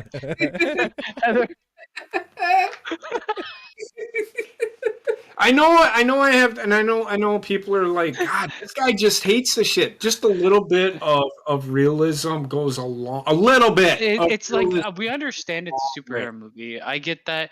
I don't need them. I mean, we nitpick a bit too much. I guess I go into the I nitty mean, God's gritty sakes, of the fucking end, the end of the certain movie. things, but- Let's be real here. He becomes a popsicle. So I mean, we'll get to there, but yeah. So this is the part. This actually is the part of the movie that I just kind of I'm not a fan of, and it's because of the. I don't understand what happens right now. I don't understand how it. Okay. So Yeah. they chase down he chases down the Hydra Yeah. agent, right? He obviously he 86s himself or 69s himself. 86, Dad. I'm not good with numbers. So at this point they're like, oh, it worked. They take some blood samples of him. They're like, obviously this fucking worked. We should send you out to the field. He's like, we're gonna go after Schmidt. We're gonna go after Hydra. And at this point, it's been pretty well established that Hydra is doing its own thing. I think this is around the time of the scene where we see some of Adolf's, whoever that is, men come by to check in on Hydra's developments with weaponry, because Hydra's is basically a subsidiary scientific division of the Nazis. But at this point, Hydra's now broken away and it's on their own. They've harnessed the power of the Tesseract to kill people using this mysterious blue power source. We'll get there, trust me. So at this point, we know that Johann Schmidt, Zola, and Hydra are on their own. They're not part of the Nazi regime anymore. They're doing their own thing. And Johann Schmidt has plans for world domination. So at this point, Steve's like, all right, cool. Let's go after the fucker. Let's go after the guy. I'm front line. Everything worked. I'm ready to go. And they're like, no, we're going to send you to the lab to be tested and kind of, see and dissect you as far as, seeing how this worked, what it did, and trying to either recreate it or understand it better. But no. I have a better way. We're going to have you There's a USO show. sell U.S. bonds. So okay. This part, this was a really weird segue for this movie. So here's where I would have had him working out to build up that muscle right there. This is more of along the lines where they should have, instead of sending him to fucking a USO show. When it comes to superhero movies, whatever. I buy that he gets a muscle. If he was the same height, whatever, I don't care. why the fuck would you put all this attention on him just to be like, now you're a performer? It was a scene filler, and they could have done better with the scene filler. I just don't get who the fuck would let him go. Was this because like Hydra had infiltrated the military or something, and that's why they put him on the shelf or something? Dozens of other military camps for him to fucking perform song and dance. My understanding was, This was to me, when I watched this first, I was so confused why this was happening. My understanding, and I could be wrong. This might be my interpretation. My understanding was, hey, we don't have the super soldier serum anymore. Literally, the only way that we know how to be able to replicate it, as far as we knew at the time, is through you, meaning your blood, your body. That's the only way we know how to do it. So we're going to send you to this lab to basically be more or less dissected and studied and analyzed, right? So that I can understand. But then, like, even if like there was a person that's like, oh man, I could really use you to sell some bonds and stuff, and had some bullshit excuse, but literally it just cuts to like, hey, let's send you to go sell bonds, and then like that's it. No one follows up on him. No one fucking like, and the military's aware he's doing this. It's like, why like you literally have what? That's like, this is they just wanted him to be the poster boy. This is the biggest misstep of this movie, because you don't do what you did to create him, to turn him into like the poster boy. You just fucking get some jacked beefcake off and put a fucking unitard on him. Like how like you don't need the guy that you experimented on. That's literally a superhuman. This whole part, and they don't explain it. There's only one logical explanation I can use to explain why they did this scene, and it's because of the next scene right after, where it's the scene of like, it's the whole you can't do this, no, watch me, you know what I mean? Like and it's so unnecessary. No, this to me is like, why? How long is this movie? Just shy of 2 hours. Yeah, this movie. This whole part, which is about 20 minutes or 15 minutes long, could have been cut out. It doesn't need you don't need to like give him superpowers just to hamper him again. I get the idea of like, you always want to make him, no matter if he's super abled or not, you always want to make him like the guy that has to fight to get something he needs. But at least put it in a way that it makes sense a bit more. Yeah. I just you already had and him. Why he went along? He would never. This whole part betrays his character, and it betrays everything else with it. It just really, like, you know, how do I say this? As much as we nitpicked how he became Captain America and the science behind this to me, I agree with Basement. It is the biggest misstep of the entire movie, because again, the only way I can justify it, I'm not saying I agree with it, is the whole of like, oh, well, I'm going to go out there and fight. Well, you're literally like, why are you creating another obstacle for him? You already did that with his fucking ailments and everything, and him showcasing that his character overcomes it. Now you have to fucking, I mean, maybe they were trying to tie it back in the comics because of the original, like, I really didn't understand this part with him becoming the poster boy. Movie, it's not only a this is where like one of the glaring weaknesses, this is the biggest glaring weakness of this movie, because it betrays everything that the movie is built up to. It betrays the character arc. It betrays any form of relative storytelling for padding. You don't need if your movie doesn't need to be 2 hours long. It could be an hour and a half. It's fine. I would have been fine if it was like a one-time thing, you know? No, but they went on with it, and I think they wanted to like showcase.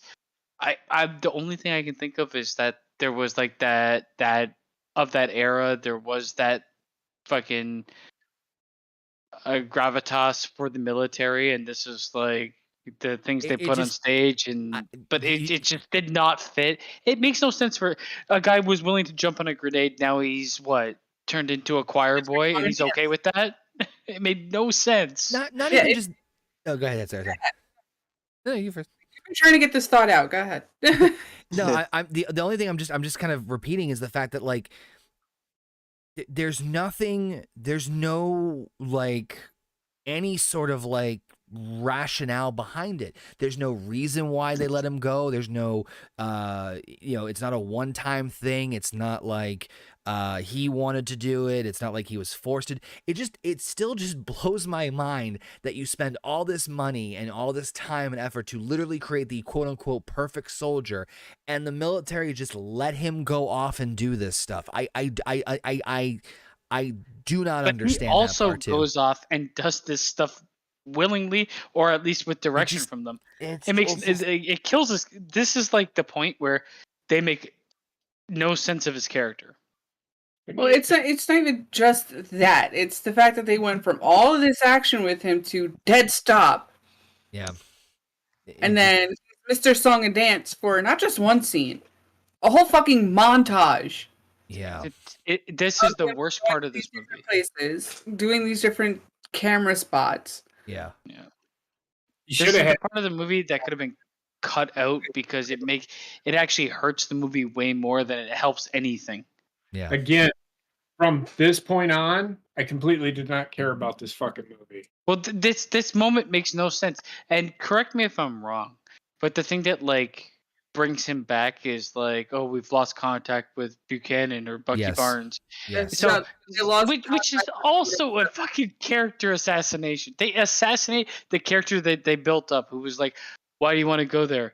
Well, I just hate bullies and I want to fight against anybody that's going to fight against America. I'm willing to jump on a grenade when I'm small. He gets all jacked up. I'm willing to put on performances for nobody that nobody cares about. And I'm not willing to fight for the country anymore. I'm just willing to dance around unless you give me something personal.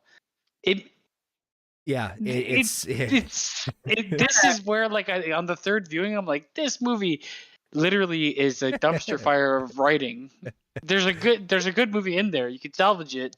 Yeah. But like it makes no sense, man. For me, it felt like that two things, that they had the song, they had to fit the song into the movie, because that song's at the end of the credits too, by the way. And then also it felt like that the movie was running short and they needed to add something, so they made this as a filler thing. Because I don't think this was filmed in intention. I think they added this at the last minute. I don't think it, if you take this out, the movie's still an hour and 40 minutes long, or an hour and 35 minutes. Yeah. That's long enough. If I don't like, why does a movie have to be 2.5 hours long to be considered good? Even if you kept this part in, there are ways you could have infinitely improved upon this, whether it be the going into it aspect or shortening it to be like literally one performance. I would have bought this so much more if it was one performance that happened to be in the same camp where they found out about Bucky's thing and blah. Like I would have also bought that been okay with this if they're like, now that we don't have direction because the guy that like helped create you is dead, we don't know if we're willing to use you on the front lines and expose you to media scrutiny. So we're gonna have to pigeonhole you into like this point, and like him, like take the same time, give him like his mentality fighting against this, and him deciding to leave already and have his leave coincide after he's already decided to leave, coincide then with the information of Bucky being missing in action or whatever. Yeah. I would have, because now it's Captain America deciding to be Captain America, and not Captain America being told to be Captain America because one of his personal friends is like, it makes no sense for the way that his character was built up for the last hour. Agreed. Wholeheartedly. So of course, we'll kind of barrel through this part real quick and make it as fast and painless as possible, hopefully without a cyanide capsule like the Hydra agent.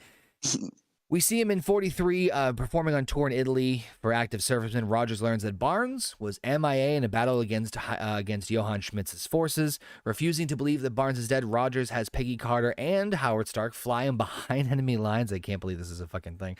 To mount a solo rescue attempt, Rogers infiltrates the fortress on Schmidt's Hydra division, freeing not only Barnes, but over 400 soldiers.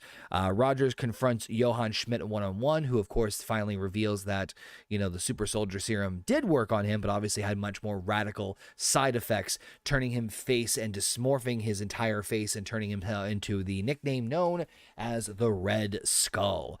I like the Red Skull as a character and everything like that. It's just this is such a piss poor way It's just not good storytelling. It's not good writing of being like, oh, this turned a 5'3" guy into a 6'2" guy, Jack with muscles, an Adonis, and it turned you into Skeletor face. So I have a question. This is where one of my questions come in. Yeah. According to the comic book, where is this pretty close to what the comic book does? I don't believe so. So this is where I have a problem. Again, I understand that they don't always want, and this was mentioned last week by Frank, I think. They don't want to just fall in line with the comic book. This is where they kind of fucking needed to. Sorry. If he's from another fucking planet, He's not from another planet. He's a soldier, and he's from planet Earth. If he was from another planet, I would completely buy this. But and I could buy the idea that they were, you know what? All it takes is, instead of doing that whole fucking song and dance thing, get rid of that shit entirely. Give us a 5-minute flashback to how he became him through the experimentation of the serum, and the serum did not take properly, and it malformed him because it wasn't the right whatever the right equation was for the serum or that they got on Captain America. That's all it really takes. It doesn't have to be too developed, but they leave so much open to like imagination, and then in the future they entirely just shit on the whole idea. I actually don't mind the concept of him in the movie being the negative side effect of the super soldier serum, because again, early stages anyway, we knew very little about the serum, and there were only, as far as we know at this point in time, only 2 people who have taken it. So I didn't mind the origin story too much, to be honest with you. As far as I like the idea, it's just this is why now watching it for the 3rd time after seeing so much more, it makes no sense. What about it? The introduction of it introduction of the serum being used before Rogers. Because the replication story of it, other than what Schmidt says, it's just it's a big gap to leave. Also, the replication of Rogers never happens again. And seemingly the serum doesn't change you at all, except for giving you superpowers and different physical. This is the only instances of it physiologically changing somebody. Well, it physically changed Steve Rogers. That we know of. It physically changed who? Steve Rogers. Yeah, I know. Which is in this movie. Right. Oh, I'm sorry. I didn't hear that say when you say inside his movie. I didn't hear that part. So in the comics, the Red Skull had there's two, depending on which version, whatever, had 2 ways that he acquired the actual physical look. One was he was so fucking batshit crazy that he literally peeled the skin off his face, or he wore a mask, whether it be an actual mask that he created, or if he like splattered blood upon himself because he's batshit fucking crazy. I still. I like, to be honest with you, the Red Skull villain is actually one of the best. I like him. Not in the movie. Well, I like him in the movie too. It's just the movie does a poor job of explaining him. I would say that all they have to say in the future is the serum we had before, neither Steve Rogers nor Red Skull, it was just not perfected. We didn't know the outcome you would get. It was a fucking roll of the dice. Now we've perfected it, where it doesn't change you physically at all, except for giving you the physical abilities. But you're not gonna. That's such an easy fix and it only takes like a fucking sentence of dialogue to do that. Yeah, I agree with you guys that there should have been like a instead of the song and dance scene, it should have been like the little thing that maybe for Red Skull he was impatient and he took it before it was ready, and that's what fucked him up. So it's like really a beta version of it is, or it was like a version that like kind of taps into your inner self. Yeah. No matter how weird and stupid that sounds, that's kind of what they're insinuating. Well, I would have had him just say like that he was pushing was his name Johann? That he was pushing Schmidt, the doctor to do it so much that the doctor wasn't ready, and he said it's not ready yet. He said, "Fuck you, let me have this anyway." And then anyway, that screwed him up. I mean, I didn't mind that if I just wish there was more done with it because Yeah. realistically, and again, try not to jump too far ahead, we're No. not really going to see the Red Skull much or really much more in the MCU as far as any significant impact, which sucks because Red Skull is probably one of the best Captain America villains, period. He's like the Doctor Doom of the Captain America verse. Yeah, he is. And just and I thought I thought Hugo Weaving did a fantastic job. Just wish there was more explored with it. I think that's where it goes back to the I want to like this more than I did. This is where Marvel drops the ball a lot. They treat their villains disposable. Like, I mean, when it came down to it, and we all watched Endgame. Oh Jesus! Just gonna talk about for a second. We've got a bunch of renowned heroes that we've seen their whole story for, and some relatively unknown, but they're not unknown. They've been featured. Yep. Mm-hmm. And then on the other side, we have cannon fodder and one known. Why not bring and have an actual fucking, you know, there were plans to bring him back, and Hugo Weaving was refusing to do it. They said, we can enforce our contract. They said, I'll sue you guys. I mean, Hugo Weaving was refusing to do it, and he came back for fucking Matrix regurgitated. Yeah, but in the interview, he said he didn't like the show. He took it to appease his kids. Huh. Maybe that was just. And that's why he also being a fucking Red Skull villain to appease his kids. He's not easy to work with, folks. They've already said that. They said he was not a very good person to work with. Have you seen his teeth?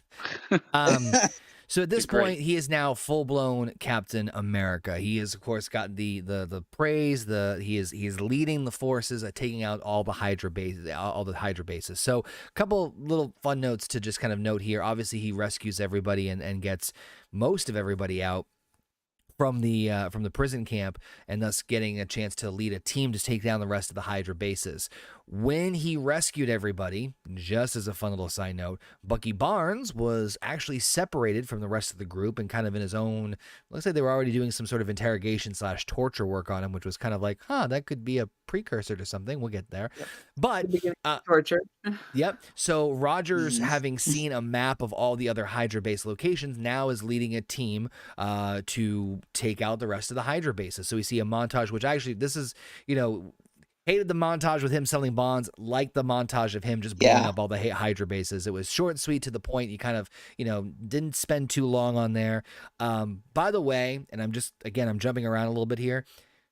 I love the Captain America outfit that he has at this point in the movie.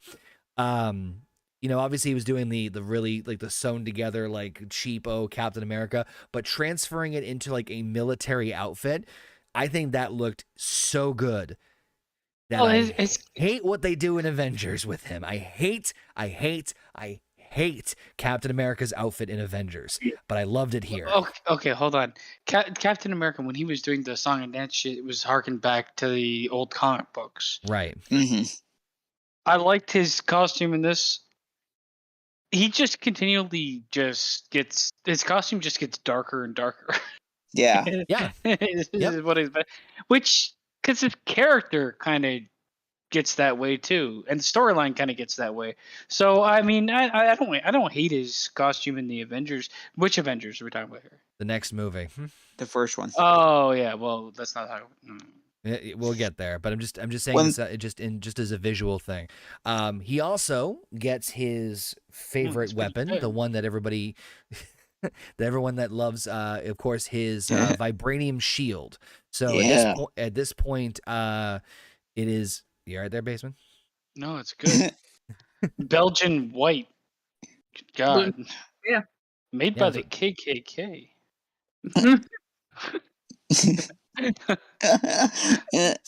So at this point, Rogers now has his well-known Vibranium Shield. Let's just cut this. That thing does, to quote Spider-Man later on, that thing does not obey the laws of physics. I love when he picks it up and he's like, "What do you think about this?" He shoots him 100 times. Yep. It works. Yeah. Because Peggy was so pissed off at him. Yeah, for seeing him kiss another female. But I love the montage of him just blowing up the Hydra bases because it's like you got the point. Let's boom, let's roll on through. But I mean, thoughts leading up to this as far as like the rescuing of the soldiers, the outfit, the shield. What do you guys think about all those before we keep on loved rolling? it. I loved the part where he went in and rescued Bucky. I loved everything that, and I also loved that we got our first introduction to Dum Dum Dugan, one of the best characters, who's underrated, played by Dum Neil Dum McDonough, Dugan? and who is awesome. Isn't Dum Dum Yes. Dugan like a fucking dragon?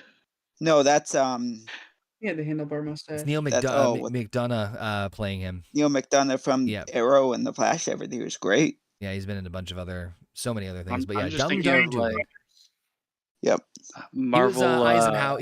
He was Eisenhower in the latest American Horror Story, Mm-hmm. the alien one. But anyway, Yeah, no, I mean, I think like they got the look of Captain America down pat. The shield is iconic, and they did it right. Let's be real. it just doesn't obey the laws of physics. Yeah, no, nothing. Fucking, it's Marvel. Nothing obeys the laws of physics. I love that. Have you seen Black Panther? That doesn't love- make any sense. Oh, If God. you notice when she shoots the thing, those bullet marks are still in there for the duration of the movie. They don't cover those up. They're still there. Thank you, Trek. We noticed that. Thank you. Continuity, baby. It's Yep, gotta love it. it's But important. I did Except for the rest of the movie, where continuity kind of just walks out the door. Actually, that's not true. Continuity is pretty much there for this movie. It's not there for the movie, the shows afterwards. Yes. it's hard to and like I said, the only thing I say to that is when you have a franchise that's been around for this long and you start stretching things out, you know, it's like Stretch Armstrong. The more you stretch it, it's gonna get weaker in other places. I also feel like if you have a starting point, it's a lot easier to tell a story than trying to fit things together. But if you, I don't know, whatever. The whole problem with stretching it out like that is you get the scenes, like the fucking song and dance montage in it, and then you get a whole bunch of shit for the rest of the movie that Go ahead. that doesn't make sense in some ways, but makes sense in other ways. And then you get to the next movies, and it's just like all of that was thrown out the window. It's just like, right. I'm not saying with the continuity shit and the later movies, I find that is a cop-out answer because all they have to do Just look back Go at the movies they back. made. and look at the fucking movie and say, oh, well, we can't just not have the fucking Vita rays. We have to do something. No, man. You know what it is? They got raw writing. Yeah. Yeah. It's like, come on, Yeah, a man. lot of writers. They understand that, like, The the continuity audience, they understand their audience. The audience is you have to goldfish brained. is where I have a problem. The audience is like, oh, this is a great fucking movie. But you can tell me, and I've heard people fucking review this. I cannot find a flaw in this movie. I've given you like 10 flaws in this movie. There's no movie out there I won't find a flaw in. But depending on how large that flaw is, and if the thing is, how do I approach this movie? I approach this movie like I approach superhero movies. But you're I'm watching it talking for escapism and entertainment. Yeah. On the third watch, I'll pick this fucking shit apart. But on the first watch, I'm not like that. Yeah. So continuity is huge, though. If you're gonna do something in one movie, you can't just. But you also have to think forget like about it in every other fucking movie. But you also have to think like it's loosely stitched together because they were never expecting people to watch all these movies back to back to back to back to back to back to back to back. Jokes on Like them. this was like they weren't thinking about the binge era of movies and shit. They were Everything was being still like, in its we're- early phases. Yeah, I mean that's the We other will part to stitch- we take will- into we will- consideration here.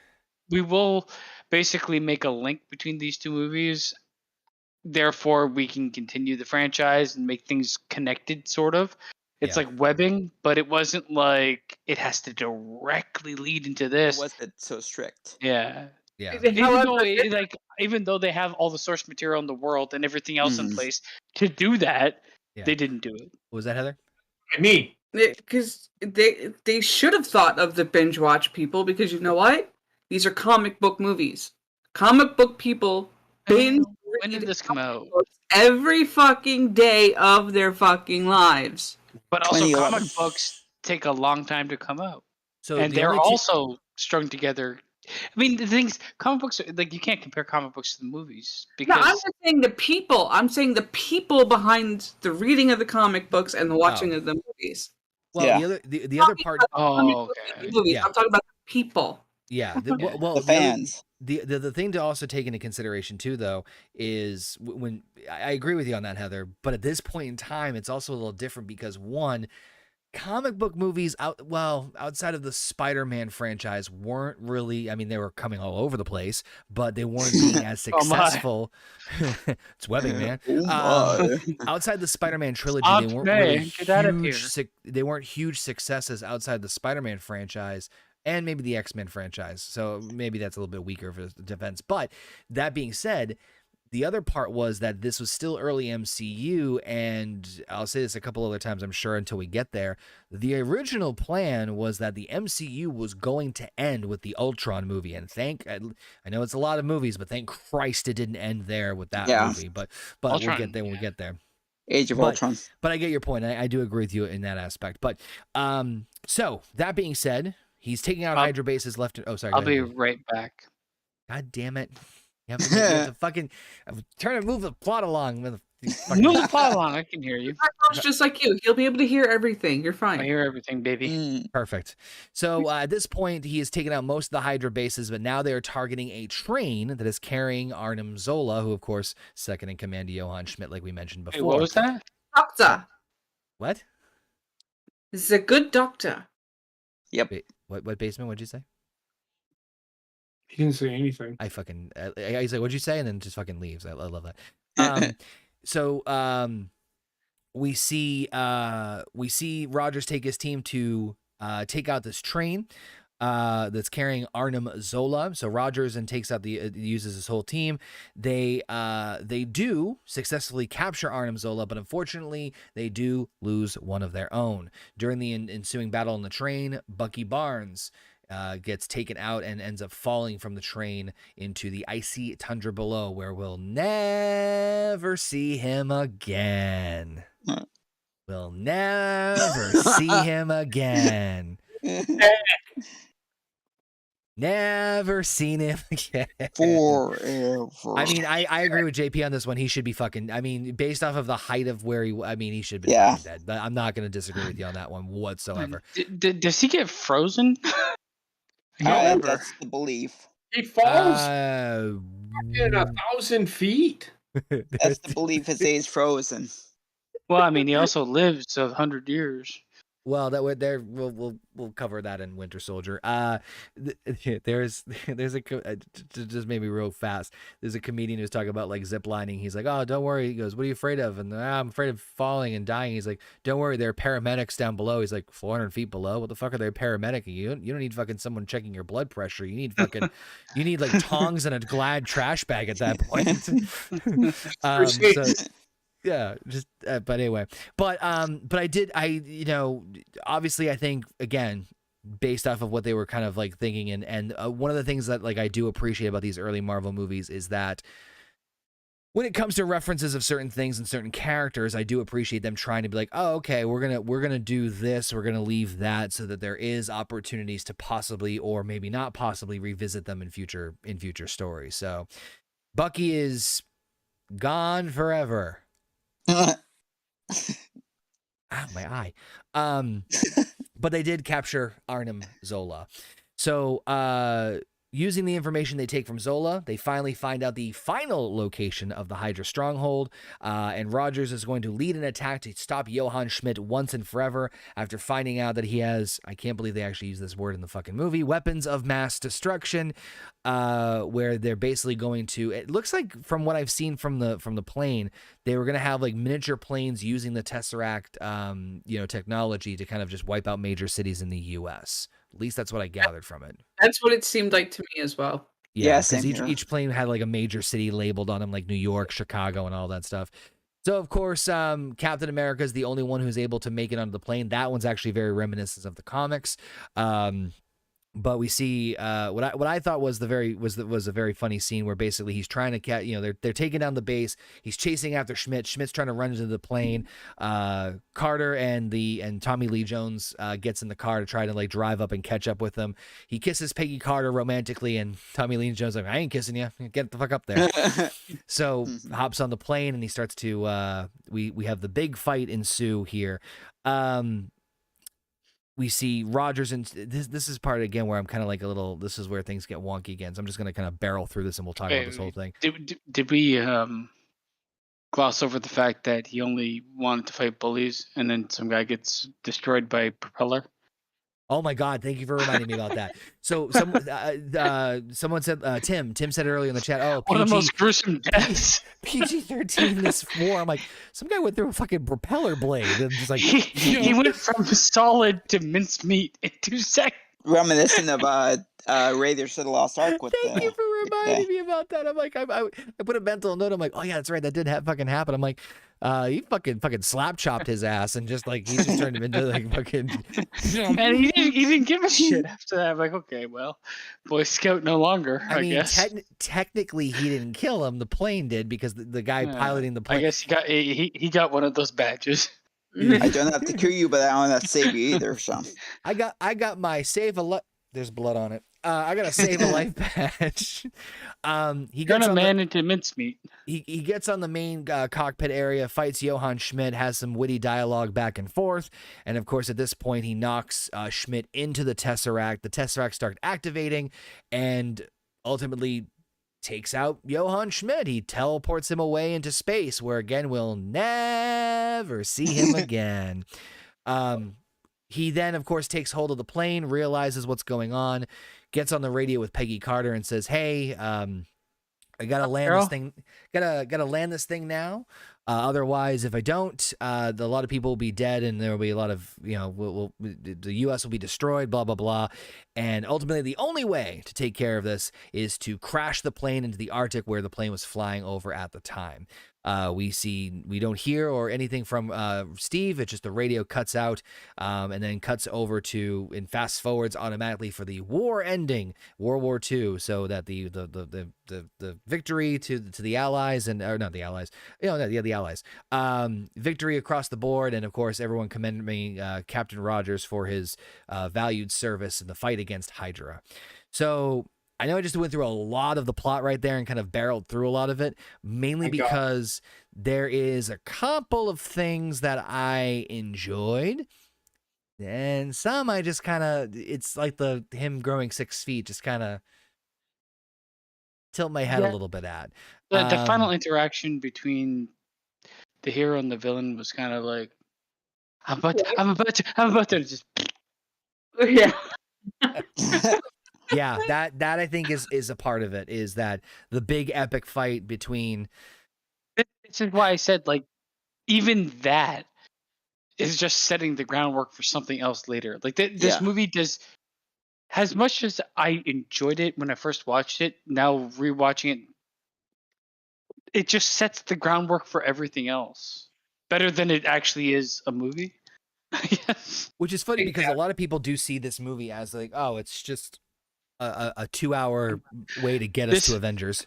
But this is also, like, for a lot of the fan base, this is also a very, like, love or hate movie. Yeah. Mm-hmm. Yep. Heather, JP, your thoughts on like everything I just barreled through as far as Bucky, the fight? Yeah, I know it's exciting. Bucky, the fight between Red Skull and Captain. What's that? I want to thank you for barreling through it. I got this is the first half of this movie is way more enjoyable, and that's just character building. As soon as the fucking song and dance starts, I start to dislike this movie. Mm-hmm. Yeah, that's which what is JP unfortunate. said. Like, I don't hate it. I just don't. It's more like, okay, again, I'm gonna see this, and it's all just like CGI fights, and most of them just being like kind of montagey, and then the end, which is just a fucking flaccid cock. So the end. It looks like you're drinking the straw. He should be dead. Again, I don't give a fuck if he's super fucking human. He just crashed a fucking plane. He wasn't seatbelted in. He would have flew through that fucking window and it would have ripped him to fucking shreds. He would have been a million little fucking pieces. Unless he... See, here's the thing. This is why I don't fucking buy any of the bullshit that this gives me. Stop this. Insane rabbit mode. Jeez, man. So let's say that I rip off your arm. You can justify that, by saying, well, an atom. It's so Ant-Man, when we get to it, if he shrinks, he's dead. Well, no, it's a suit. If he expands, he's dead. No, it's a suit. You JP, cannot cause atoms to expand like that ever. Vita rays. But he should pin particles. He shoved them up his ass. Plain. He should have every bone in his body should be broken. No, but his bones can grow and they can retract. Oh. No, that's Wolverine. No, that's actually is Wolverine. But I digress. I think we broke Heather. Captain America should not be the first Avenger because he's dead. He should be the first fatality. Captain America, the first fatality. I mean, oh my god! Yeah, I wasn't like I don't know. I wasn't a huge fan of like the fight. The fighting in this movie and the war scenes, I didn't really care too much about because it was just like a means to get to where we needed to get. He became Rambo. Yeah, it was unstoppable force. So it's funny because like in the movie, obviously Red Skull has the super soldier serum, so in essence he has the same strength as far as we know, as far as Captain. So it's like it just turns into two. Do we know? Well, that's my point. It's like it just turns into two guys fighting. It's like what the fuck? Like okay. And yet he has this little... It turns into the first Pirates of the Caribbean movie where Johnny Depp takes a piece of the gold and it's him and Barbossa fighting until the end of eternity because they're both cursed. Right. So it's that situation in this movie and it's just like... Right. It kind of takes away from it. Yeah, it just gives you a big old wet fart at the end of this. It's like just felt fart in the church. It just felt to me like we said with the song and dance part that they needed to go longer, and as soon as they got to this part, it's like, oh shit, we gotta cut some stuff out. So it felt like that they couldn't make up their mind really. I feel like they're like, we wrote half a movie. Yeah. I feel like once they got to the song and dance part, it was just like Kevin Feige in the background going like, I gotta go home and fuck my 8 wives. Yeah, potentially. Let's go home. But like, got harem at home. Hurry up. Yeah. They all cosplay. But Trek, your thoughts like on the final like climactic part with him crashing the plane and the fight with Red Skull, the Tesseract being dropped into the ocean because, sure. The fight was cool. I felt like that there was a piece missing. I felt like that it was trying to say that they were in an enclosed space. I get that, but it's like it felt like that they were running long. They had to pull some stuff out. So the Tesseract I thought was cool. We knew it was just to get to the Avengers, which we'll get to next week. It's up that it was cool. We knew where this was going. I mean, just wish it was more. They were gonna have them end up being frozen one way or another. Because that's how it happens to the books. I mean, that's how we gotta get to it. No, I agree. No, fucking JP's killing me over there. No, I mean, okay, so Trek. The one thing I liked about the entire ending, after all the shit is done that I don't care about, and he's about to crash in, the conversation between him and Peggy was good. Yeah, that was good. And then when it just ended in static, that was good too. So it really I mean, yeah, it built towards the future of him going back and being like, you know what? Maybe I don't want to be Captain America. Maybe I just want to fuck. Yeah. I mean, it's ever since that ending of Iron Man, it's like, I'd like to talk to you about the Avengers initiative. We knew this was where it's Yeah. headed.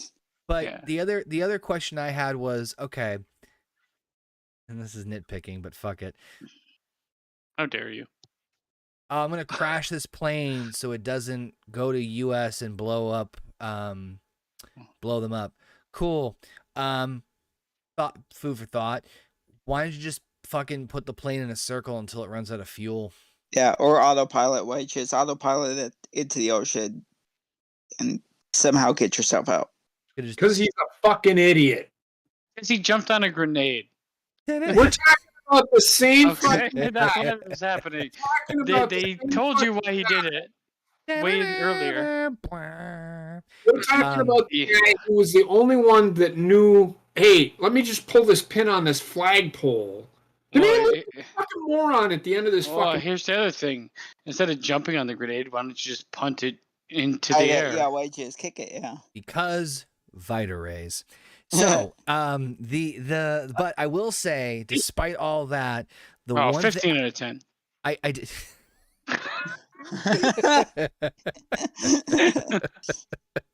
Despite all that, I actually enjoyed the very last scene where he wakes up in the modern time. Yeah. Oh, that was actually really cool. Where you see him awaken what you think is the 40s, or the play on Peggy comes in. Yeah, you see a woman. Babe, you've been sleeping for a while. You see a woman who's dressed in the same outfit as in the 40s. My pussy's tight, in it. Oh Jesus. And he recognizes that on the radio there's a baseball game being played, and they didn't do their fucking research, which shows you how smart S.H.I.E.L.D. is, that he was actually at that game. So he puts two and two together that things aren't right, busts out the room, and realizes that he walks into, at the time, modern day Times Square, which hard to think that was 11 fucking years ago, but yeah. I mean, S.H.I.E.L.D. is fucking retarded. Let's be real. Well, we're gonna. They put all this shit together. It's like we couldn't even get the timeline right. Playing this thing, eventually they were going to run into something where he was going to be like, no, that's wrong. And figure it out. He wasn't in the United States for like a couple of years because he was doing his Captain America. Right. Anyway, he was doing his song and dance. That being said, we see Nick Fury showing up saying, "You've been asleep, Cap, for 70 years." Of course, Steve said he was just bummed because he had a date, referring to the last conversation he had with Peggy about dancing, which again, nice little nod there I did like.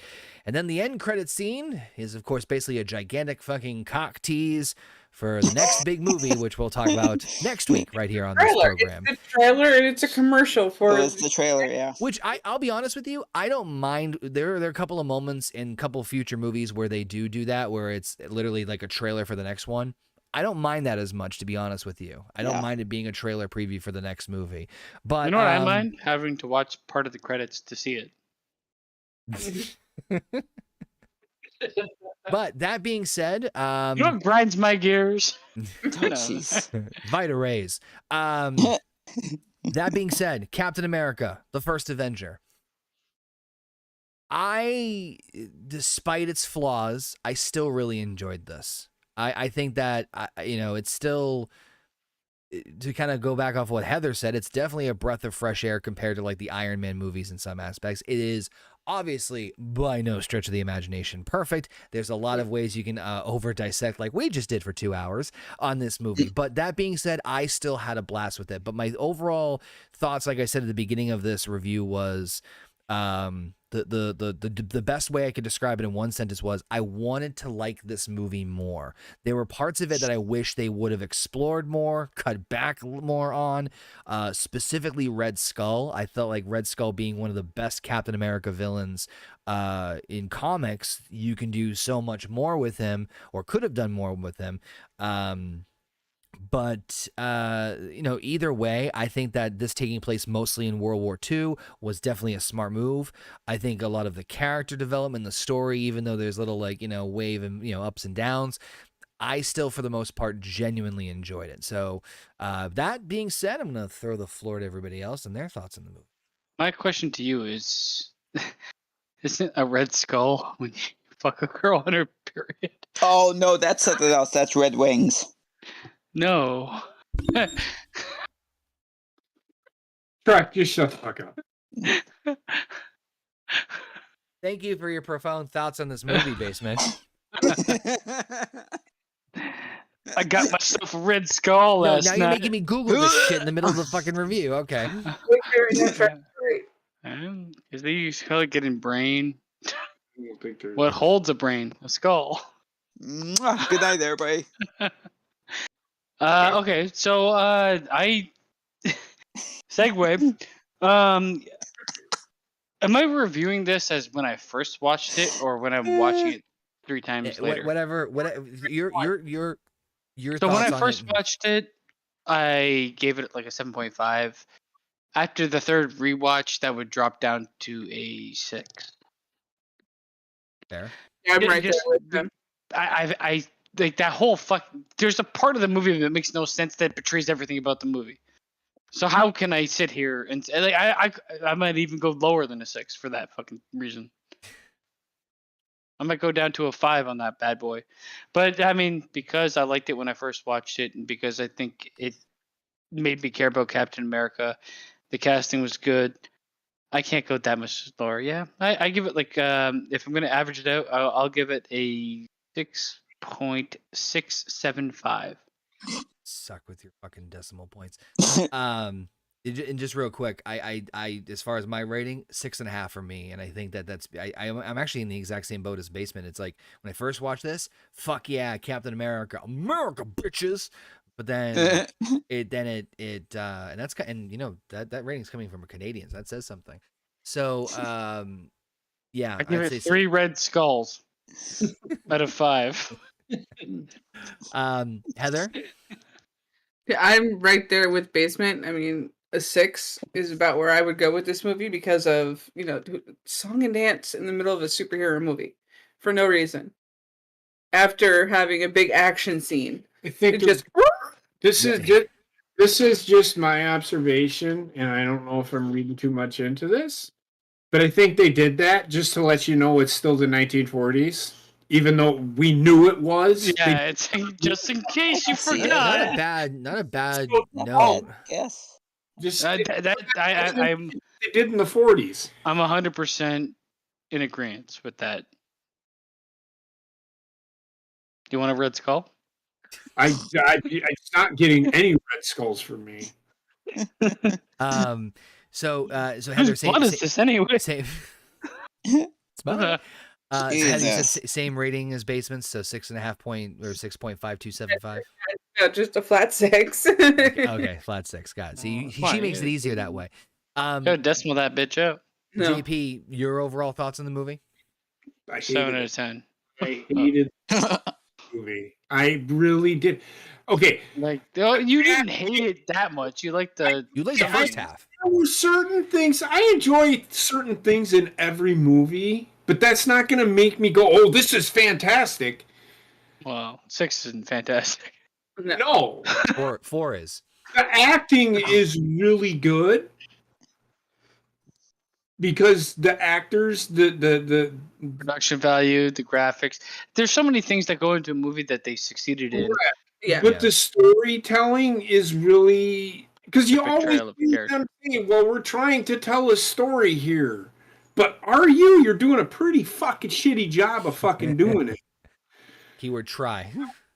I enjoyed it to a certain extent. Like the first half hour of the movie was okay, and then after that, when they started doing the bullshit with the song and dance, and I just did not fucking care.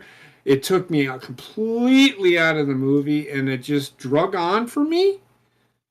Honestly, it drug on for me. 4.5, 5. I did not enjoy this movie that much. Let me ask you this question: was there anything so aside from like the song and dance shit, which I think we universally agree that none of us enjoyed that part? Was there anything after that you enjoyed, or was the whole thing just? I mean, some of the action stuff. Yeah. Okay. Even though Marvel does action terribly, in my mind. it does, but I mean, It's all cut to pieces. it is. And It it's is because I mean, the thing that kills me, half of these fucking people involved in this have masks on. You don't even see their fucking face. So why not have a long take? Why are you cutting it to bits? Yeah. I have to note real quick that this just popped in my head of something of a mental note. The scene, I think it's part of the montage where he's taking out the Hydra bases. I kind of laughed when he literally like jumps onto a tank, rips open the door, tosses the guy out, grabs the throws grenade dynamite. pack, throws it in, and then does like the fuck. It's almost like a Baywatch scene where he's like, yeah. That The again. other thing too is Captain America's powers are like super undefined. Yeah, that's his power. It's It's like I'm only as strong as the scene needs me to be. How convenient. Right. For writers. I mean, I can buy the little quips in the movie, like I'm just bummed because I had a date. Yeah. I can totally. That ending was okay. He should be dead, but Well, he's can- frozen in time. the ending was pretty okay. Realistically, frozen in time. Everything in between that and the fucking. No. I'm sorry, I just can't. No, I was just genuinely curious. I know you didn't like. I wasn't sure if there was anything you did enjoy. I was just throwing it out there. If it would have, like Baseman said, if it would have taken the song and dance out of it, and Trek justified, Use that time to make sense. Trek justified. Well, and you said it. Well, they were trying to move along because they ran out of time. Take that fucking scene out, and they had plenty of fucking time. The thing is, you don't like for this type of movie. There's enough things that aren't fleshed out where you don't need a 20-minute song and dance. You can get rid of that shit, and you can replace it with time that actually like kind of keeps the movie grounded of being like, this is why this is happening. This is why one person took the serum and ended up with the Red Skull, and this is why one person ended up gigantic Adonis. And then you can kind of make it make sense for the future, I guess. But like, I mean, this is hindsight too, so it's hard to say like that you'd be thinking of that at the moment. But whatever. Yep. I didn't like it the first time I saw it. I actually like it more now than I did when the first time I saw it. I hated it. I feel like diminishing returns. I mean, yes, you are correct, but I absolutely would have given this movie a 1. That's The really first time I low. saw it. That's really low. It is low. Yeah. I That's hate like it. Dream, I that's think Dream Warriors. there's a couple movies that are coming up that I can't wait to hear JP's thoughts on. Here's one. Trek, your thoughts on Captain America?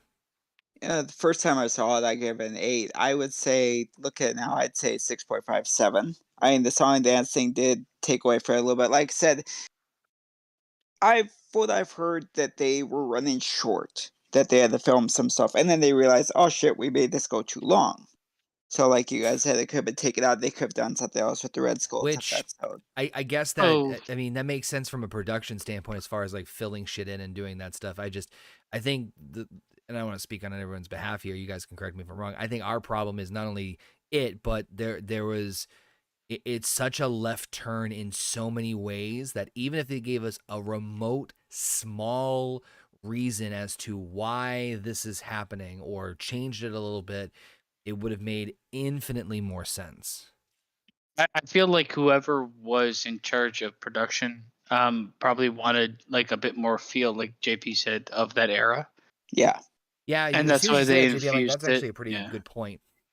That's why they infused that idea, but it went on too long, and it came out of nowhere, and it makes no. It actually betrayed the storyline and the characters they built up. So I have to imagine it was almost reshoots that they did. Yeah. And inserted, but we might never know. Yep. Sweet. All right. I think we're in the clear now. I did throw the poll over in the YouTube channel chat. What did you think of Captain America: First Avenger? Thumbs up, thumbs down. 10 votes overall, 8-2, giving it an overall thumbs up rating. So a little bit more vague compared to our rating. I'd 10 still scale. do thumbs up. I'd still like if I'm looking at it from like a Rotten Tomatoes thumbs up, thumbs down. Then I'd still give it a thumbs up. Oh, I would too. I mean, obviously there's more details and more like nitpicking, but and JP obviously giving it a massive thumbs down. So that being said, that's going to wrap up this week's edition of the Marvel Roundtable. Thank you all so very much for tuning in.